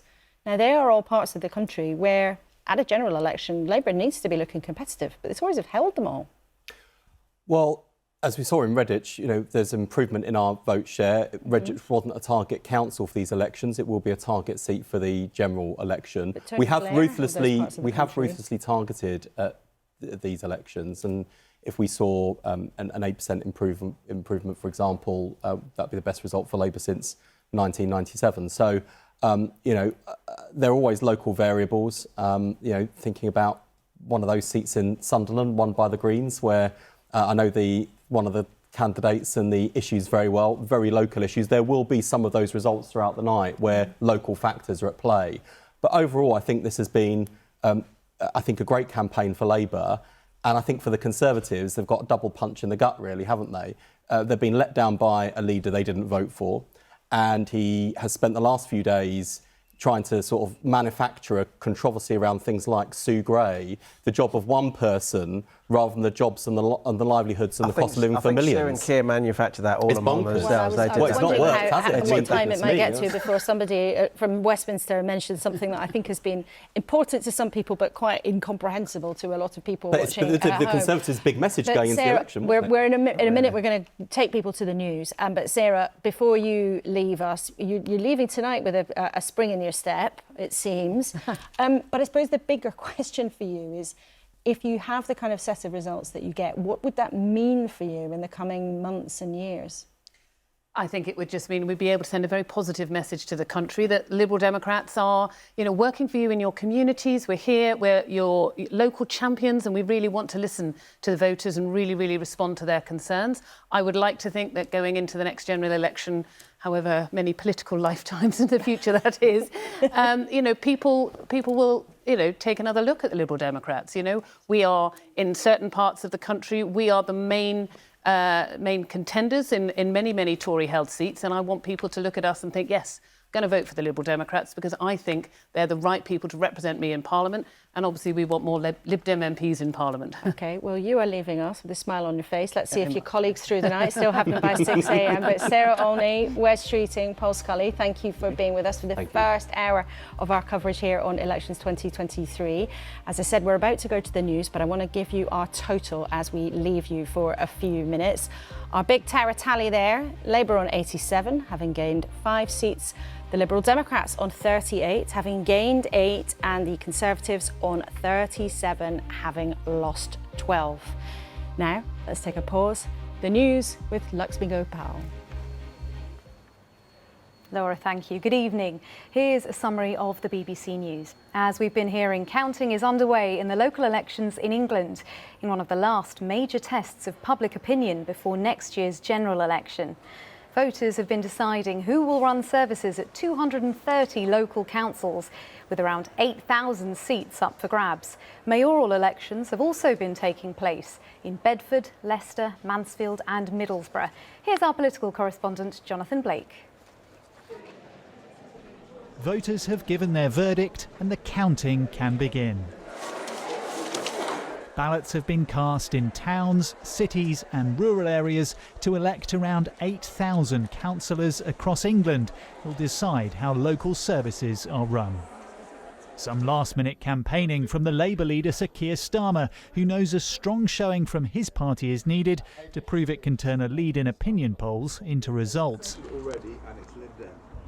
The Liberal Democrats are hoping to make gains from the Conservatives in their traditional territory, claiming voters are fed up with the Tories. There was no sign of Rishi Sunak on the doorstep, but the Conservatives are expecting a tough night, hoping only to limit their losses rather than count up the gains. In a first for elections in England, photo ID was required at polling stations, which left some unable to vote, but it's too soon to say what impact the change has had. Only around a quarter of the councils holding elections are counting votes overnight, so early results won't give anything like the full picture. But in the hours ahead, these local elections will be closely watched as a crucial test of the national political picture. Jonathan Blake, BBC News. And all the local results will be available online, of course. To see who won in your local area, you can use our postcode checker, which is available on the BBC News website and on our app. In other news, Ukraine's Air Force has shot down one of its own drones, which it says had lost control above central Kyiv. There were explosions for around 15 to 20 minutes yesterday evening as air defence tried to shoot it down in an area near the president's office. The Air Force later admitted it was Ukrainian and had been destroyed to avoid undesirable circumstances. Members of the biggest rail workers union, the RMT, have voted to renew its mandate for taking strike action. It's the third such vote in a dispute over pay and conditions, which began last year. It raises the prospect of strikes continuing until nearly the end of the year. A US court has ruled that the singer Ed Sheeran didn't copy Marvin Gaye's Let's Get It On when composing Thinking Out Loud. The British musician had denied stealing elements of the song for his 2014 worldwide hit. Heirs of Marvin Gaye's co-writer argued that Sheeran, Warner Music Group and Sony Music Publishing owed them money for copyright infringement. Sheeran's legal team had argued that the melodies are different and the elements used in both songs are common in pop music. With the King's coronation fast approaching, people hoping to get the best in-person view on the day are camping in central London this evening as rehearsals and final preparations take place in and around Westminster Abbey. It's expected hundreds of thousands of people will line the route of the procession to and from the Abbey. It's only a short journey down the Mall and along Whitehall, and people are already positioning to get the best view. Meanwhile, the Prince and Princess of Wales took the new Elizabeth line on the tube down to Soho in central London and went to the pub. Well, we'll be back in an hour with the latest news updates, but for now it's back to our special election night coverage with Laura.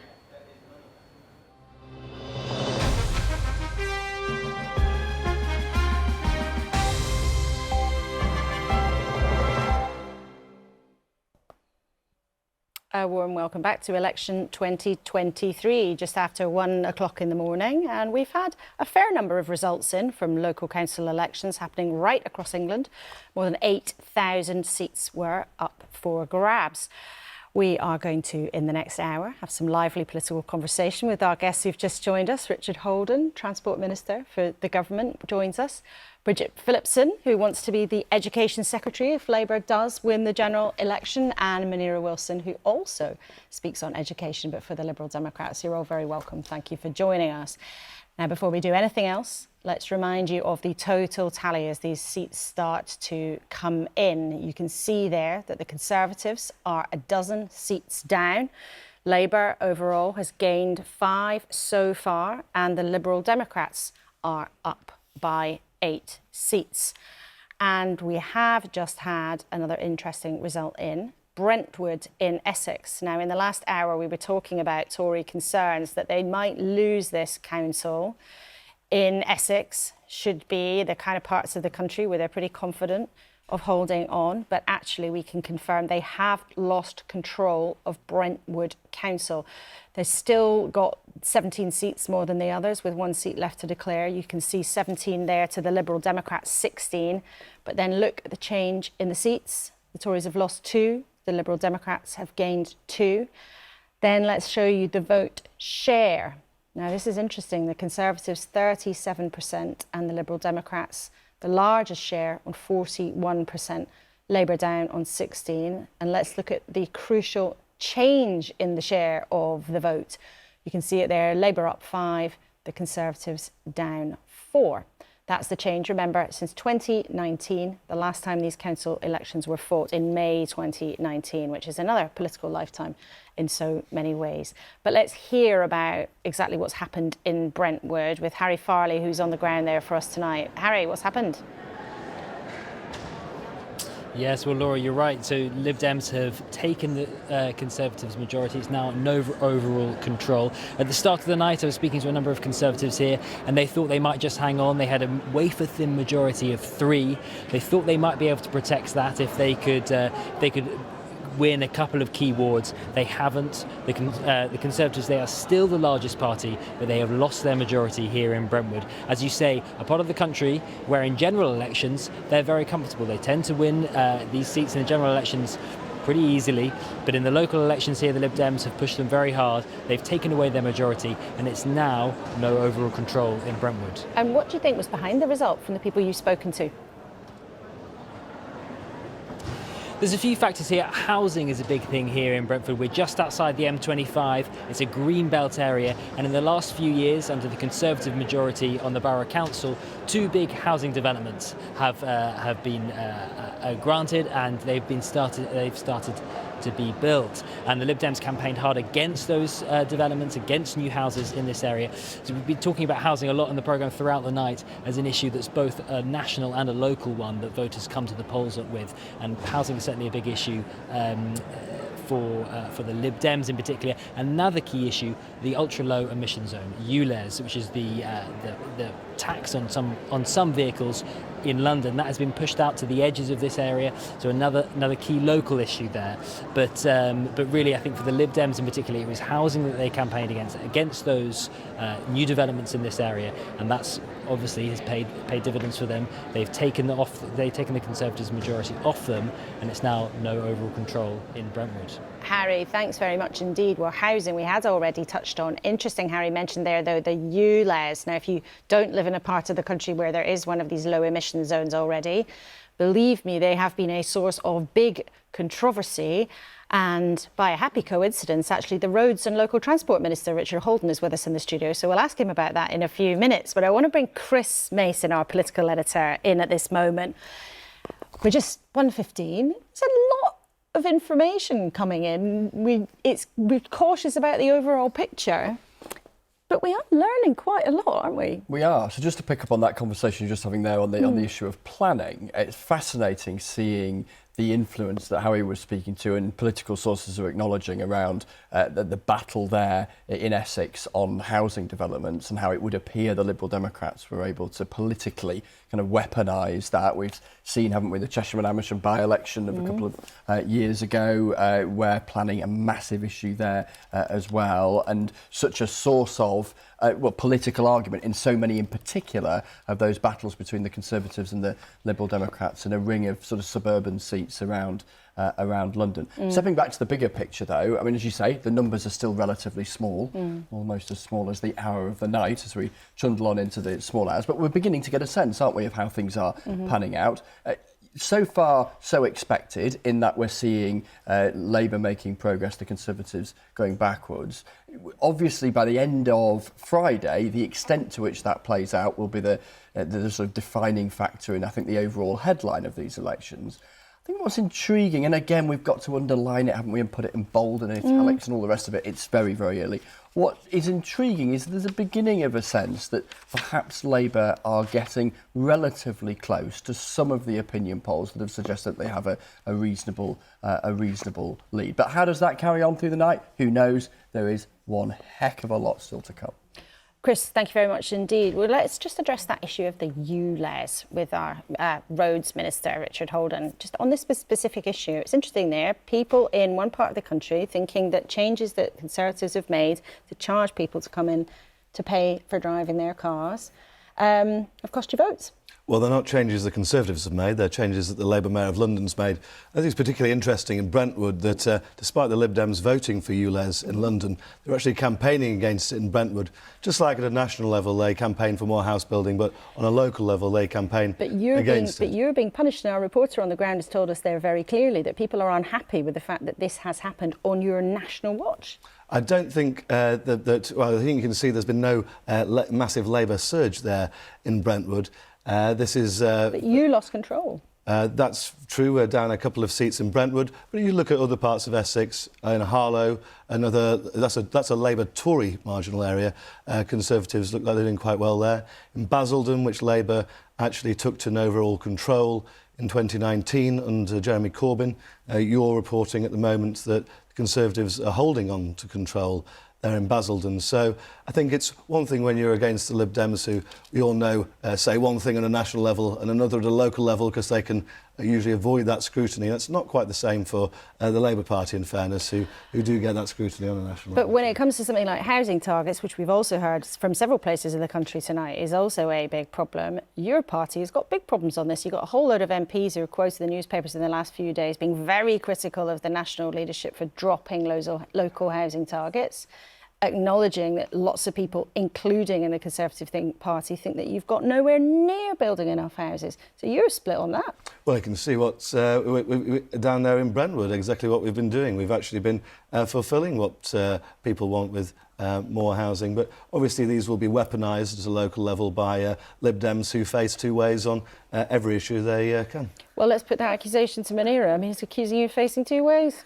Well, I think the Tories are struggling this evening. Look, on you, Les, I'd like to just correct what Richard said. There wasn't even a vote on this at the London Assembly. Sadiq Khan has done this by his executive powers. And one of the things we've been very clear about, whilst we support cleaning up London's air, absolutely, the timing and the speed at which this has been done is far too fast, terrible in the middle of a cost of living crisis. And we've actually amended the mayor's budget to put more money to help people change their cars and put better public transport in place. But unfortunately, the Mayor of London has blocked that. So we haven't been facing two ways at all. And actually, as the Transport Minister, one of the things I'd like to say to Richard is that the government has put money into helping people change their cars in all sorts of parts of the country, like in Manchester and Bristol. But outside of London and the areas that border onto London, the Liberal Democrats have called for that, and they won't support that. Except when it comes to... How much are you going to put into that? How much tax do you want to raise to pay for that? Well, look, there are plenty of ways that you can pay for that, whether that's by rolling back things like the cut in bankers' surcharge and increasing the windfall tax. If you are serious about is that an actual policy proposal, or is that just something you're making up as you go along? If you're serious about cleaning up the air and tackling climate change, then you would invest in those sorts of schemes. Look, clearly, what we're seeing in Brentwood... We've got the most aggressive net zero targets in the world. What we're seeing in Brentwood and across the country in Conservative-facing areas is that people are fed up with the Tories, whether it's the cost of living crisis, whether it's sewage, whether it's NHS waiting lists. That's what I've been hearing. I've been out in that blue wall campaigning in places like Esher and Bolton, and elsewhere in Surrey and in Hertfordshire, and it's very, very clear that people are fed up with the Conservatives. They're sending them a message, and they're coming over to us, and many of them are also just frankly staying at home because they're too ashamed to vote for the Conservative Party. People feel taken for granted. I met lifelong Conservative voters in Dominic Raab's patch in Esher and Walton who said, absolutely not, I can't support the Conservatives. Bridget Phillipson, we're getting some news from Hartlepool Council. Now, that is still in no overall control. What do you make of that? I mean, isn't that exactly the kind of place where Labour has to be making progress? That was Labour for so long, grabbed sensationally by the Conservatives under Boris Johnson. Don't you really need to be making big progress in parts of the country like that? We have made big progress tonight in Hartlepool. We've taken a number of seats there. Because of the fact we elect on the basis of thirds, it's more difficult to get to a position of taking control. But we've made some really important gains in Hartlepool and actually right across the country where I've been campaigning. I'm confident that we're going to see gains this evening in those key battleground seats ahead of the next general election. I mean, that's what I'm most interested in looking at, not so much the numbers of councillors or the kind of percentages, but actually where are we making gains and how does that align with the seats that we need to take in order to form a government at the next general election? Does that mean then that the geography is actually more important to you than the overall total? Because there are some very important benchmarks though that you have to hit, are there not? No, absolutely. It's the geography that really does matter to us. Of course, we want to see more councillors and, we are in the process of electing more councillors this evening. But actually, it's the geography. It's those key battleground seats, whether that's Swindon or Hartlepool, Darlington, Telford. They are the areas I'll be looking to see how Labour is doing. And on the basis of Hartlepool so far, it looks to be a really strong result. And actually in Richard's backyard in Durham, we took a seat from the Conservatives there in a by-election this evening too. So we're making progress in the north, and I look forward to seeing some really good results in key battleground seats in the south and the southeast this evening too. Well, you are almost neighbours, not near neighbours. You are almost neighbours, but I'm not sure that you're ever going to be popping around for a cup of tea. Thank you all three of you for now. We'll be back with you in a little bit. But Rita, let's have a deeper delve into some of the numbers coming through. I've got a couple of councils here for you, Laura, that are really interesting to watch. They're both still counting, but it's always good to see what's going on behind the scenes. So Colchester in Essex, you can see it flashing there. This is an interesting council because it's been hung for the past quarter of a century. And it's quite a rare council in many ways because all three of the main parties are competitive here. They're really sort of neck and neck. And as you can see, with 11 seats still to declare, the Conservatives on 14 and Labour and the Lib Dems tying on 12. Let's have a look and see Though what's happened to the share of the vote on the basis of what we've got in so far, Conservatives down by 6 percentage points, Labour up by 9 and the Lib Dems up by 8, and actually the Greens and Independents suffering there. So we'll keep an eye on Colchester, but this is looking like good news both for Labour and the Liberal Democrats. I want to show you also Hull, which we've mentioned already. A very tight race here between the Lib Dems and Labour. There are still 15 seats to declare, 29 seats for the winning post, and at the moment the Lib Dems are on 24 and Labour on 18. Let's take a look at what's happened to the share of the vote.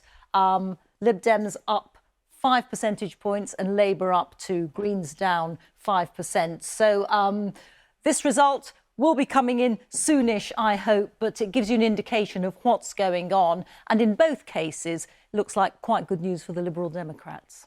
Laura. Thank you, Rita. And I know that Hull is somewhere that Labour was fighting very hard to get back after the Lib Dems did well to take it a few years ago, as Rita was just explaining to us. Let's go back to Medway. Now, we were talking to our reporter there, Anna Collinson, a while ago, explaining why that part of the world was interesting politically. But we can talk to the MP there, Raymond Chishti, Conservative MP, who joins us from Gillingham. Now, Conservatives are already looking a bit downcast tonight. At the moment, that council is held by the Conservatives. It's been held by the Conservatives since 2003. Does your glum face, Raymond, suggest that that might be going to change tonight? Well, no, it's certainly not a glum face. What I'm trying to say is trying to listen to what you were saying. And you're right, we've held the council since 2003. It's been a fantastic local Conservative-run council where you have weekly rubbish and recycling collection, excellent green spaces in the area, and you've got libraries across the Medway towns which have been, providing excellent service to the local community. So what we have now is these elections are taking place after, over 20 years of a Conservative administration, 13 years of a Conservative government. So yes, of course, we are going to get some challenges, here in Medway, like the rest of the country. But what I would say is I'm the Member of Parliament for Gillingham and Rainham. And Medway is composed of 3 parliamentary constituencies. I've been out across the constituency in Gillingham today, and I expect, to retain all the, the councillors in Gillingham or Rainham. There might be a tight call on one here and there, but I expect to retain, all the sitting Conservative councillors in Gillingham and Rainham who've been working exceptionally hard. And in the wider Medway towns, you have, redrawn local boundaries, which will be a key factor in these local elections. And in your part of that area, you think the Conservatives will hold on to the seats. What about the other parts of the area held by your colleagues? Well, I think what I've just said on that is with regards to the wider Medway towns, Gillingham and Rainham, I expect, from having been out on the doorsteps with our brilliant local candidates to maintain those council seats. There'll be, challenges with one here and there, but I expect to maintain all the sitting councillors we have in Gillingham and Rainham. Brilliant team. The rest of the Medway towns, you have redrawn local boundary changes, by the Boundary Commission, which are independently done, and that, favours the Labour Party here in the Medway towns. So that will be a factor in the other part of the Medway towns. And I think on that, it would be only right that you speak to the Members of Parliament for those areas, but for me to comment on Gillingham and Rainham, in this interview. You have expressed concerns previously, however, about making sure that the Conservative Party is still trying its utmost to represent and court votes in all parts of England. And as an MP for the South East, do you have concern that the focus on levelling up, the focus on holding parts of the country that chose Brexit last time and chose Conservatives for the first time could mean sometimes that the South East and constituencies like yours might lose out? I think the way you've put that point is absolutely spot on.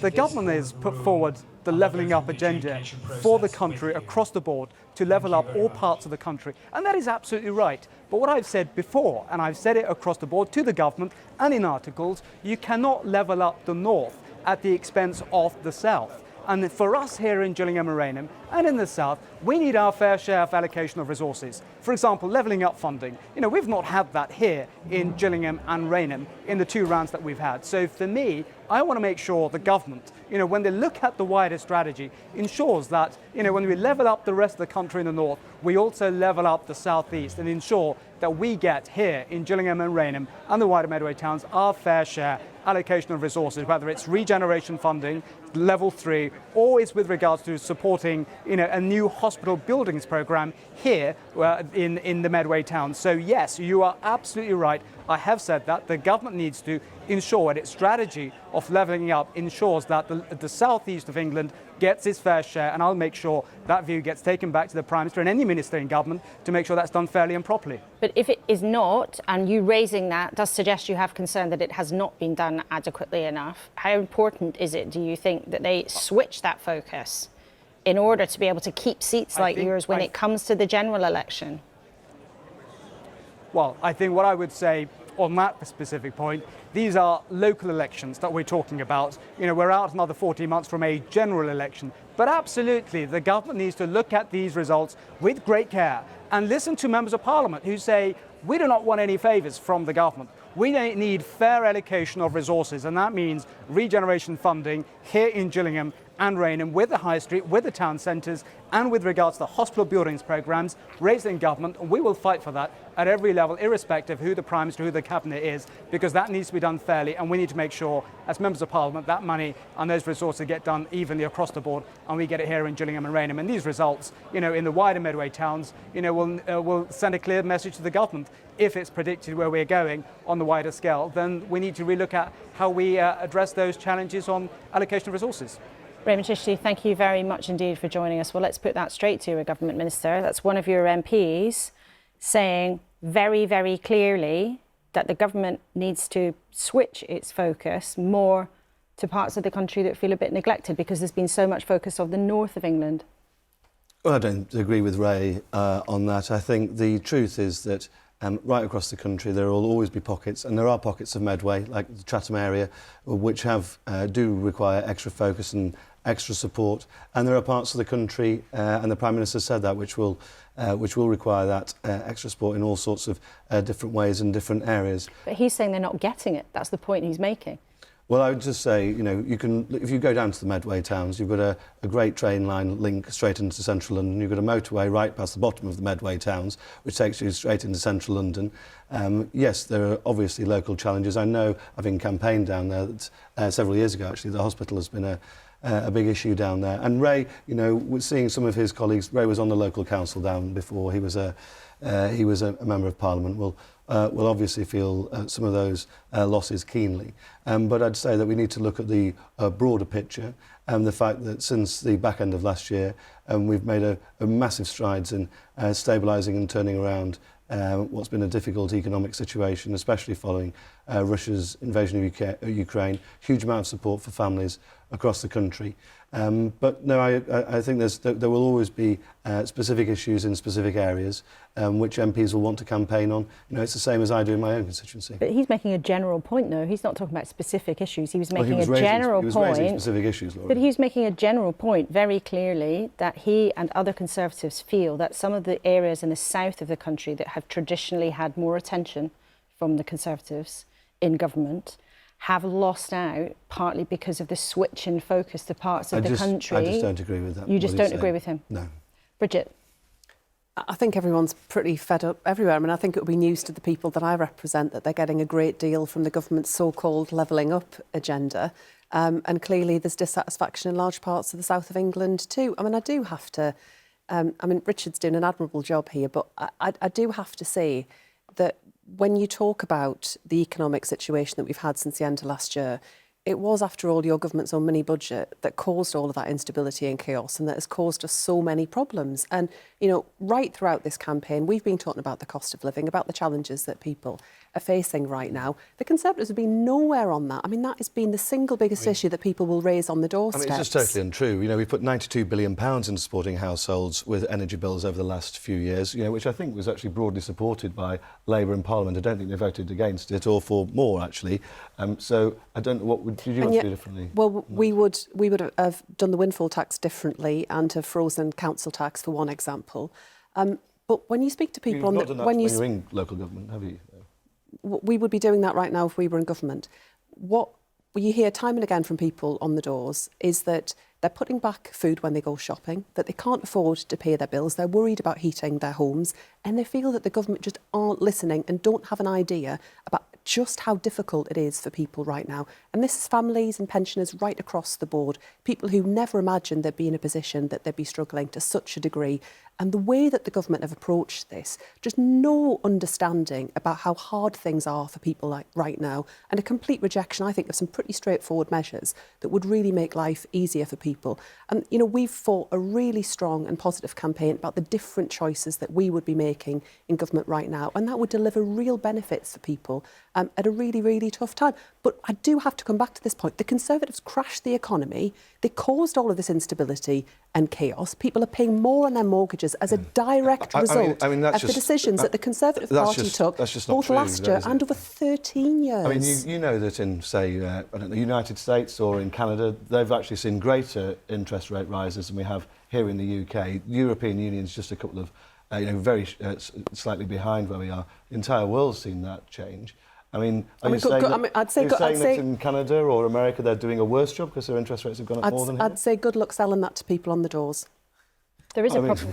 Well, there is a problem for you, Richard, though, isn't there? I mean, you can sit and say that the Conservatives have put huge amounts of money into things like energy bills. That is true. Huge tens of billions of pounds of taxpayers' money going into it. And yet, if you can also sit and say that, and voters just say, things are still hard, things are still difficult, that doesn't solve your political problem, does it? No, and they are hard and they are difficult. And I think what people are looking for is who's going to lead the country, who can they trust to lead the country through what is a difficult time, and I think, you know, usually the Labour Party accept that most of those headwinds have been caused by Russia's illegal invasion of Ukraine. And when you there was a market meltdown in this country under the Conservative Prime Minister who was out 44 days later. I mean, Ukraine has obviously been a very significant factor, but that's not everything that's happened. It stabilised very quickly. When you look at the actual interest rates, for example, compare us, the Canada, US, Europe, it's in a very similar situation right across the board there. What I would say is people will, at the next election, general election, are going to be looking for who is on their side and who's the right person to lead the country. That's going to be a choice between Rishi Sunak, who's set forward some priorities around the economy, around stopping the boats, around getting hospital waiting lists under control, and Keir Starmer, who seems to change his mind on every policy, whether he's facing the Labour membership or the country. And yet the Liberal Democrats, the third party in these English local elections, the third big party in these English local elections, might have a word or two to say about that as well, with both of them. Well, absolutely. I mean, I agree with Bridget. The cost of living is absolutely coming up on the doorstep, and people have seen their mortgages go up as a result of the Conservatives crashing the economy under the disastrous leadership of Liz Truss. But also health services. It's something that I've heard time and again.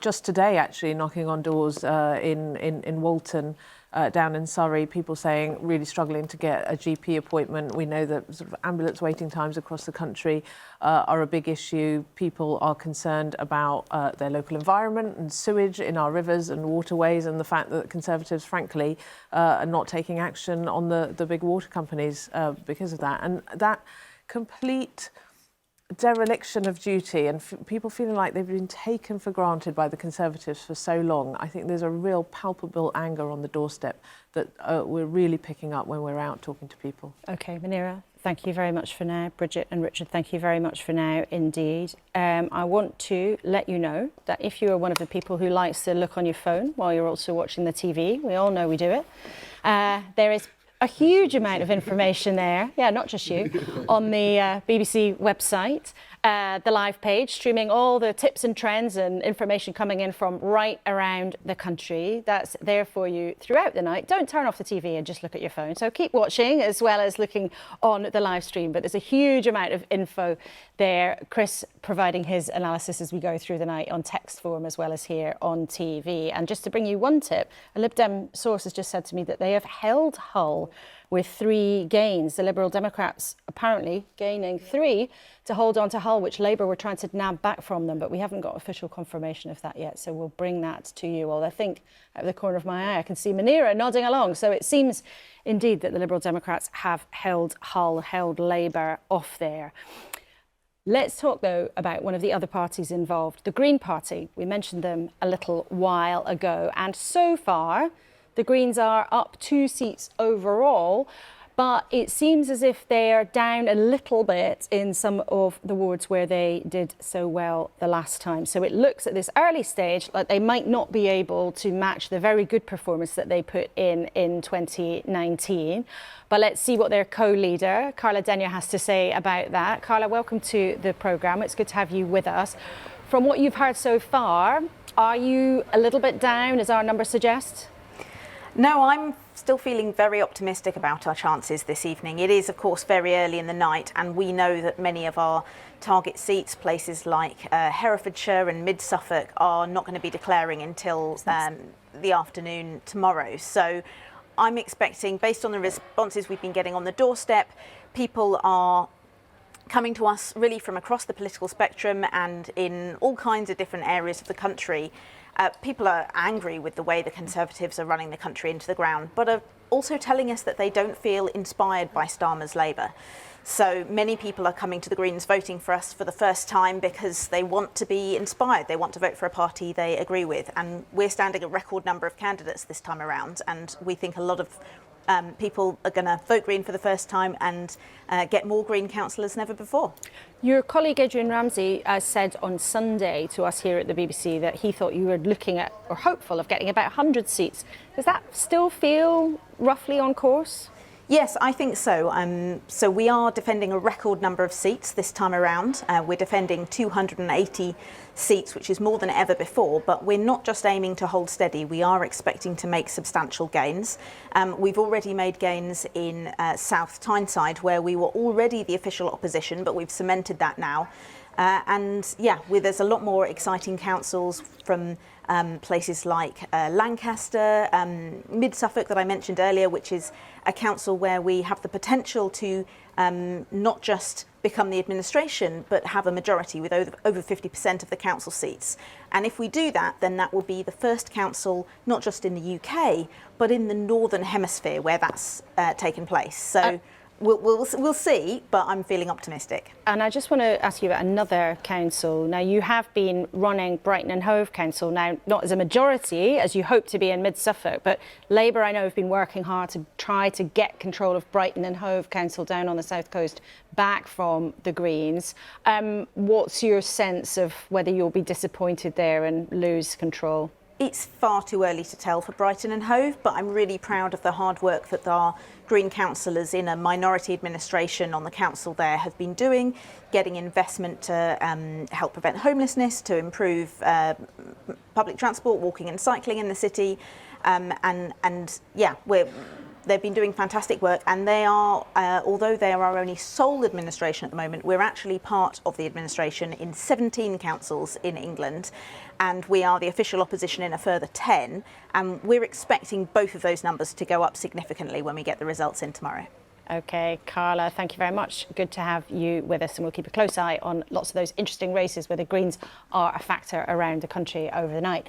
Now, a couple of minutes ago, we brought you what seemed like news that Hull had been held with 3 extra seats by the Liberal Democrats. Now, it is a big city, northeast of England, very important to the people who live there, big area of the country. Let's take a look at the seats as they're still counting. The Lib Dems there on 27, Labour on 18. Now, there are still 12 seats to declare, but you can see there that the Lib Dems, we can confirm that they've gained 2. and that Labour have lost 2. Let's take a look at the vote share so far. 52% for the Liberal Democrats, 39% for the Labour Party, the Conservatives way behind on 6, and the change since 2019, so often this is the critical thing, 6% up by the Liberal Democrats, but they're still counting in Hull, OK? These are not complete figures, but 6% up, and Labour only up 1%. So let's go straight there and talk to Sarah Sanderson, who's there for the BBC tonight. Sarah, it sounds like a really exciting moment for the Liberal Democrats. Have they all got broad smiles on their faces? Oh, they certainly have, Laura. Good morning. It was at the start of this local election, it was a bitter battle simply between the Labour Party and the Lib Dems. And that's because last year, the Lib Dems took control of Hull City Council after a decade-long reign by Labour. And as you say, the Lib Dems tonight, the declarations are still coming through, but the Lib Dems have taken 2 seats off Labour. Jubilant celebrations from the Lib Dems. The Lib Dems are now on 31, Labour are on 24. There's still a vacancy which has been held by Labour. That's due to come in. And an independent retiring seat. We've got another declaration coming in now. But it's safe to say the Lib Dems have held on to Hull. And given last year, the vote in Hull, voter turnout was 23.5%. That was the lowest amongst unitary authorities in the country. This year's turnout is 22.01%, a lower turnout. But in Hull, Laura, those votes are heading to the Lib Dems. And as you say, they've held on to the council. Let's see where we go from here. But happy faces with the Lib Dems. And why do you think that's happened? Well, I think, and I think a lot of people will say this, in the last year that Labour were in power, they made a rather unpopular decision to extend the bus lanes and put cycle lanes within the bus lanes and other parts of the city. And I have to say, it caused a lot of congestion. Traffic slowed down, people were unhappy. People decided to turn their votes to the Lib Dems last year because they said to the voters they were the listening party. They told the voters they would talk to them before making any changes. And it was quite a controversial move by Labour, what they did. They were trying to improve the city. They were trying to make a difference, but it didn't go down too well for the people of Hull. And I think that was a persuasive factor for the votes when the Lib Dems took power last year. What the Lib Dems will do with those bus lanes and those cycle lanes in Hull for the next couple of years, we're not quite sure.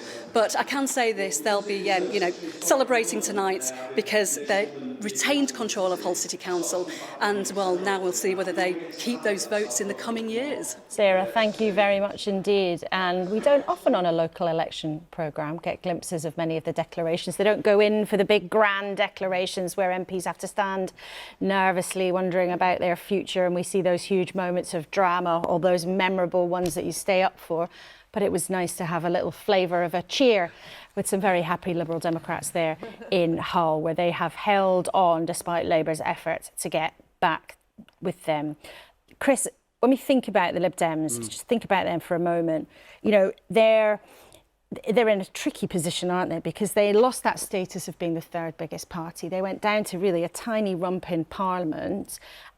Did they see tonight as a really strategic opportunity for them? Yes, and seeing it as a point they hope that their coalition years recede sufficiently far in the rearview mirror for plenty of their former voters to perhaps return. Plenty of Liberal Democrats will talk proudly about their time in coalition government, but the numbers back in 2015, near apocalypse, sort of speak for themselves. And it's quite a long time ago. Exactly, and had massive consequences, obviously in shrivelling their representation at Westminster. It's edged up a bit since then, but not vastly. That has meant they get much less media attention, and so they've been trying to build their way back. What's fascinating about the situation in Hull there, where they've done well, is it's one of those areas, and there aren't all that many, where there's a tussle between the Lib Dems and Labour. So much of the focus with the Liberal Democrat battlegrounds is often with the Conservatives, often in a ring of seats and council areas around London. Very, very few Westminster seats are a Labour Lib Dem battleground, Sheffield Hallam being one of classic. them. And there we see in Hull that battle between the Lib Dems and Labour, where the Lib Dems have built themselves up as a prominent opposition voice and obviously gone beyond that in terms of the local authority. You can see, though, that they have been this time around really trying to, I suppose, maybe trying some new ways of cutting through. You know, we used to have Ed Davey. I think he started off with a small hammer for a blue door, and he ended up in this campaign. I wonder if we can show the pictures, actually driving a giant tractor towards bales of hay, the sort of metaphorical Tory blue wall, to use that jargon, that he wanted to smash through. And yet, the big thing for them last time round, see, I couldn't resist it. And we haven't even had dogs at polling stations yet, but that is coming at some point, I promise you, in the depths of the night. For Ed Davey, you know, the Lib Dems previously were so much built their identity around what happened during Brexit. You know, even at the last general election, they went in being the Remain party. Is that something now that they still like to talk about? Or actually... Yeah. Not really. No, they don't. I mean, so often, if we go back even, you know, best part of 20, 25 years, so often the Liberal Democrats have been associated, haven't they, at key elections with individual, simple to understand, one-line policies, whether it be about Brexit or in the past about penny on income tax for provision for education, for instance, tuition fees, their opposition to the Iraq War, even if you go back. Yeah. Indeed. That's less the case now, which causes, I think, some nervousness from some. On the Brexit point, what's fascinating is how politics does seem to have moved on, at least as far as plenty of the big parties at Westminster. The SNP would still make an argument that they would want to talk about Brexit. But as far as Labour, the Conservatives and the Liberal Democrats are concerned, a real desire to move on, driven by, they would argue, a sense that lots of voters want to move on, however strongly held their view on Brexit might have been, that they want to focus on other things, not least because, as our politicians will be the first to say tonight, issues like the cost of living are just so much more prominent in people's minds, and perhaps the sort of lethargy from people who are worn out by the noise of those Brexit arguments over the last couple of years. Just got a couple of other tidbits to bring you, Laura, in the last few minutes. Conservatives a bit more upbeat in Dudley and Sandwell in the West Midlands. Key battleground, the West Midlands, of course, come a general election. They're more upbeat there after their pessimism a little in other spots. In Hartlepool, we were talking about Hartlepool a few minutes ago. Hartlepool remains under no overall control.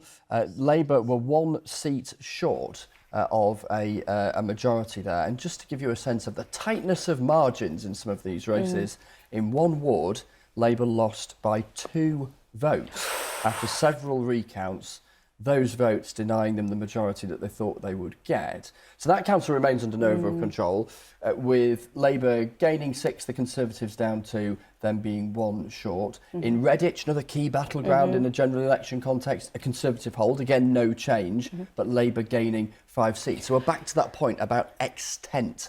You know, to what extent is Labour moving forward? To what extent are the Conservatives going backwards? One final one whilst I'm talking, and then I promise I will shut up. Labour have gained 7 seats in Tamworth in the Midlands. The Conservatives losing it. Well, there we go. I was just about to tell people about that, because Tamworth, council in the Midlands, also interesting for another reason. The MP there, Chris Pincher, was somebody who was close to Boris Johnson. You might remember he was involved in the pretty traumatic for the Conservatives final weeks of Boris Johnson's time in office. He had to resign after allegations were made about his behaviour, and he is going as an MP. And you can see in his local area the Conservatives have lost control of the council. The Tories have 14 seats, Labour 10, Independents with 6, and I want to show you the change. Tories down 6, Labour up 7. Now, as ever, wouldn't it be amazing if we were able to get into the polling booth and ask everybody individually what was in their minds when they make their decision? But after all the controversy around Chris Pincher in the national headlines and his decision to quit, you can't help but wonder if there has actually been an impact on how people have chosen to vote. And you can see there that resulting in Conservative support falling away in Tamworth.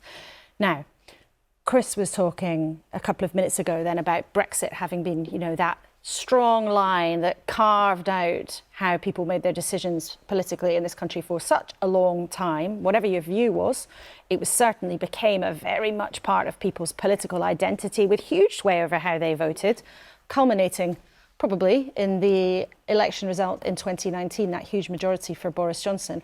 But what kind of impact is it having tonight on how people are making their decisions? Is it perhaps fading a little bit, as Chris was suggesting, and probably quite a lot of people in the Westminster parties wish it would? Rita, can you take us through that? Well, we've got enough information, Laura, even though the night is young. We have got enough information in terms of how people are voting to be able to analyse this. So we've got councils by Brexit vote, and we've divided them up into councils where there was a high Remain vote in 2016 versus those with a high Leave vote in 2016. And this is based on the change since 2019, because as we keep saying, most of these seats were last fought in 2019 when Brexit was still a very salient issue. Theresa May was trying to push her Brexit legislation through Parliament. It was all very turbulent. Now, we've taken this information from what we call key wards. These are hundreds of wards across the country where we collect information over time about how people are voting, what is happening to the share of support for each of the main political parties. And you can see that so far, Labour is up by 7 percentage points, Lib Dems up by 2, Conservatives have dropped a little bit, and the Independents have gone right down. Now, in high Remain vote areas, you can see that the Labour Party has picked up by 4 percentage points, but compare that to the high Leave vote areas where Labour's advantage is double that. They are plus 8% in high Leave areas.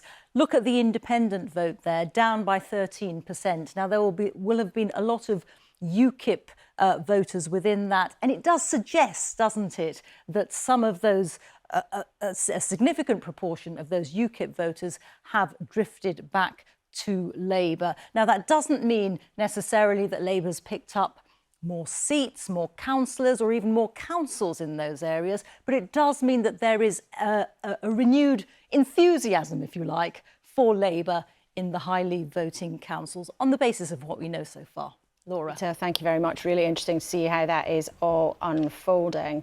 Right, let's talk to Sir John Curtis to see if he can give us an overview, if at this point we can make any sort of more concrete assumptions or conclusions than we did perhaps an hour ago. So, John, from what we are seeing now at nearly 2 a.m, time is whizzing by, the Conservatives are losing, I think, around 1 in 3 of their seats. Does that mean that they could be on course to meet that 1,000-seat loss, which is something they like to talk about as being likely, but in reality was more like pretty much a worst-case scenario? I think the way I would put it, Laura, is that as of 2 o'clock this morning, the Conservatives cannot be sure that they won't end up losing 1,000 seats. I don't think I want to say more than that. It is worth perhaps, however, explaining why maybe in the end their expectation management has not necessarily worked out in the way that they were hoping. If we actually look at the swing since 2019 from Conservative to Labour, it's settling down pretty consistently now, down to around the 4% mark, sometimes a little bit less. So if you take the 7% Labour up and add to it the 0.2% drop in the Conservatives and divide by 2, we're roughly at a 4% swing from Conservative to Labour. Now that, in truth, is a little bit lower than we might have anticipated, given the state of the opinion polls. It's certainly rather less than the swing that was being assumed when Colin Runnings and Michael Thrasher, the well-known local election experts, came up with that original estimate that the Tories might lose 1,000 seats. So why might it still happen? Well, the answer lies in the third column. You will see that the Liberal Democrats are up by a couple of points. That's pretty consistent now. And that while maybe in the end we will discover that maybe the Conservatives don't lose quite so much to Labour, as some people are anticipating, they are at risk of ending up losing more to the Democrats. Indeed, you will notice if you go and look at the scoreboard of gains and losses in terms of seats, that at the moment the Liberal Democrats and the Labour Party are pretty much sharing the gains between them. So it may well be in the end it's not so much simply Sir Keir Starmer who might be causing embarrassment to the Labour Party so far as the 1,000 gains is concerned, but it might be also Sir Ed Davey, oh yes, and that tractor that you were showing us a little while ago, Laura. But I think my feeling about that tractor, of course, is I think Sir Ed Davey was desperate to prove that he had an even bigger tractor than Boris Johnson, because you remember during the 2019 general election, the way in which Mr. Johnson illustrated that to get Brexit done was indeed to drive a tractor not through a hay bale, but I think through some plastic bricks. Maybe Sir Ed David believes that his at least is slightly more environmental friendly than the one that Boris Johnson had 3 years ago. Sir John, thank you very much indeed. And I have to say, I witnessed Boris Johnson's tractor and it was enormous, driving through that wall of polystyrene bricks, as Sir John has recalled correctly. But I didn't in real life see Sir Davies' tractor. I've only seen that in the pictures. So we can't give a qualitative, definitive answer on that question that Sir John was raising. Really interesting. And if we were therefore to sketch out very, very carefully some headlines from what Sir John was saying, he was sort of suggesting that what we're seeing so far is quite a slump for the Conservatives, a step forward from Labour, but not a stride, and the Liberal Democrats also taking some decent steps forward. But it's early, it's 2 a.m. We've got a fair amount of information coming in, but by no means is this yet the complete picture. But based on where we're at, let's get the insight of a couple of people who know their way around the different parties' headquarters. Joe Tanner, who used to work for Boris Johnson, thanks for joining us, and Sean Kemp, who was one of the Liberal Democrats' political advisors during that coalition period. I mean, Sean, from what you've seen so far, do you think that this is some kind of concrete return for the Lib Dems? Yes, definitely looking that way. I think the Lib Dems came into this thinking the 2019 set of results in these same wards was a really great result for them that sort of showed the first steps of making a comeback from sort of coalition darkest days of what happened after that. I think if they make gains again from that set of results and keep showing momentum, it's going to be great for them, because what they're really looking at here is how are they set up for the next election? Are they set to challenge the Conservatives, particularly in those seats around London and in the South East? And nights like this are one of the few nights when the Liberal Democrats, frankly, can get noticed when there are a relatively small number of MPs and so on. I mean, that's the reason why Ed, jumps on a massively slow-moving tractor, is because, then you guys will show it on the screen and all the rest of it. So to get the chance to actually say, look, we're here and we're winning and we're a threat to the Tories, they would be delighted with, I think. And Joe, how miserable do you think the Tories will be on what they're watching right now in Tory HQ? Well, it's that classic thing, isn't it? If it's a bit too early to say, but it certainly doesn't look very good. But this thing with the Lib Dems is always that the Lib Dems are often they're sort of underestimated and often underestimated between elections, and you kind of forget what they're busy doing on the ground in terms of making inroads, in terms of their general campaigning, and I think there is that sense of this has been a sort of two-party talk consistently on a national level for what feels like many months. It's all about what Keir's going to do. It's all about what Rishi's going to do. Is Keir going to overtake, etc. And quietly, I think the Lib Dems are plugging away. So there probably is a sense of how much really can the Tories predict right now. They've been sitting, I think, munching on their pizzas at Tory HQ that Rishi Sunak apparently bought them all out of his own pocket, they were keen to stress. But I'm not sure it's going to give them great comfort at the moment. Joe, well, the briefing from Conservative sources about the pizza said there were only 10 pizzas, which I did wonder if that was really going to keep them going throughout the whole evening. But Sean, there's not a lot of people left at Tory HQ, which is a worry. So. Maybe they've all gone. Maybe they took a look at the pizzas and then headed off. Anyway, Joe and Sean, thank you very much for joining us. Sean there with some more important commentary on the tractor. We're about to go to the news, but before we do that, let's take a look at our tower tally of what we're seeing so far tonight on this local election evening.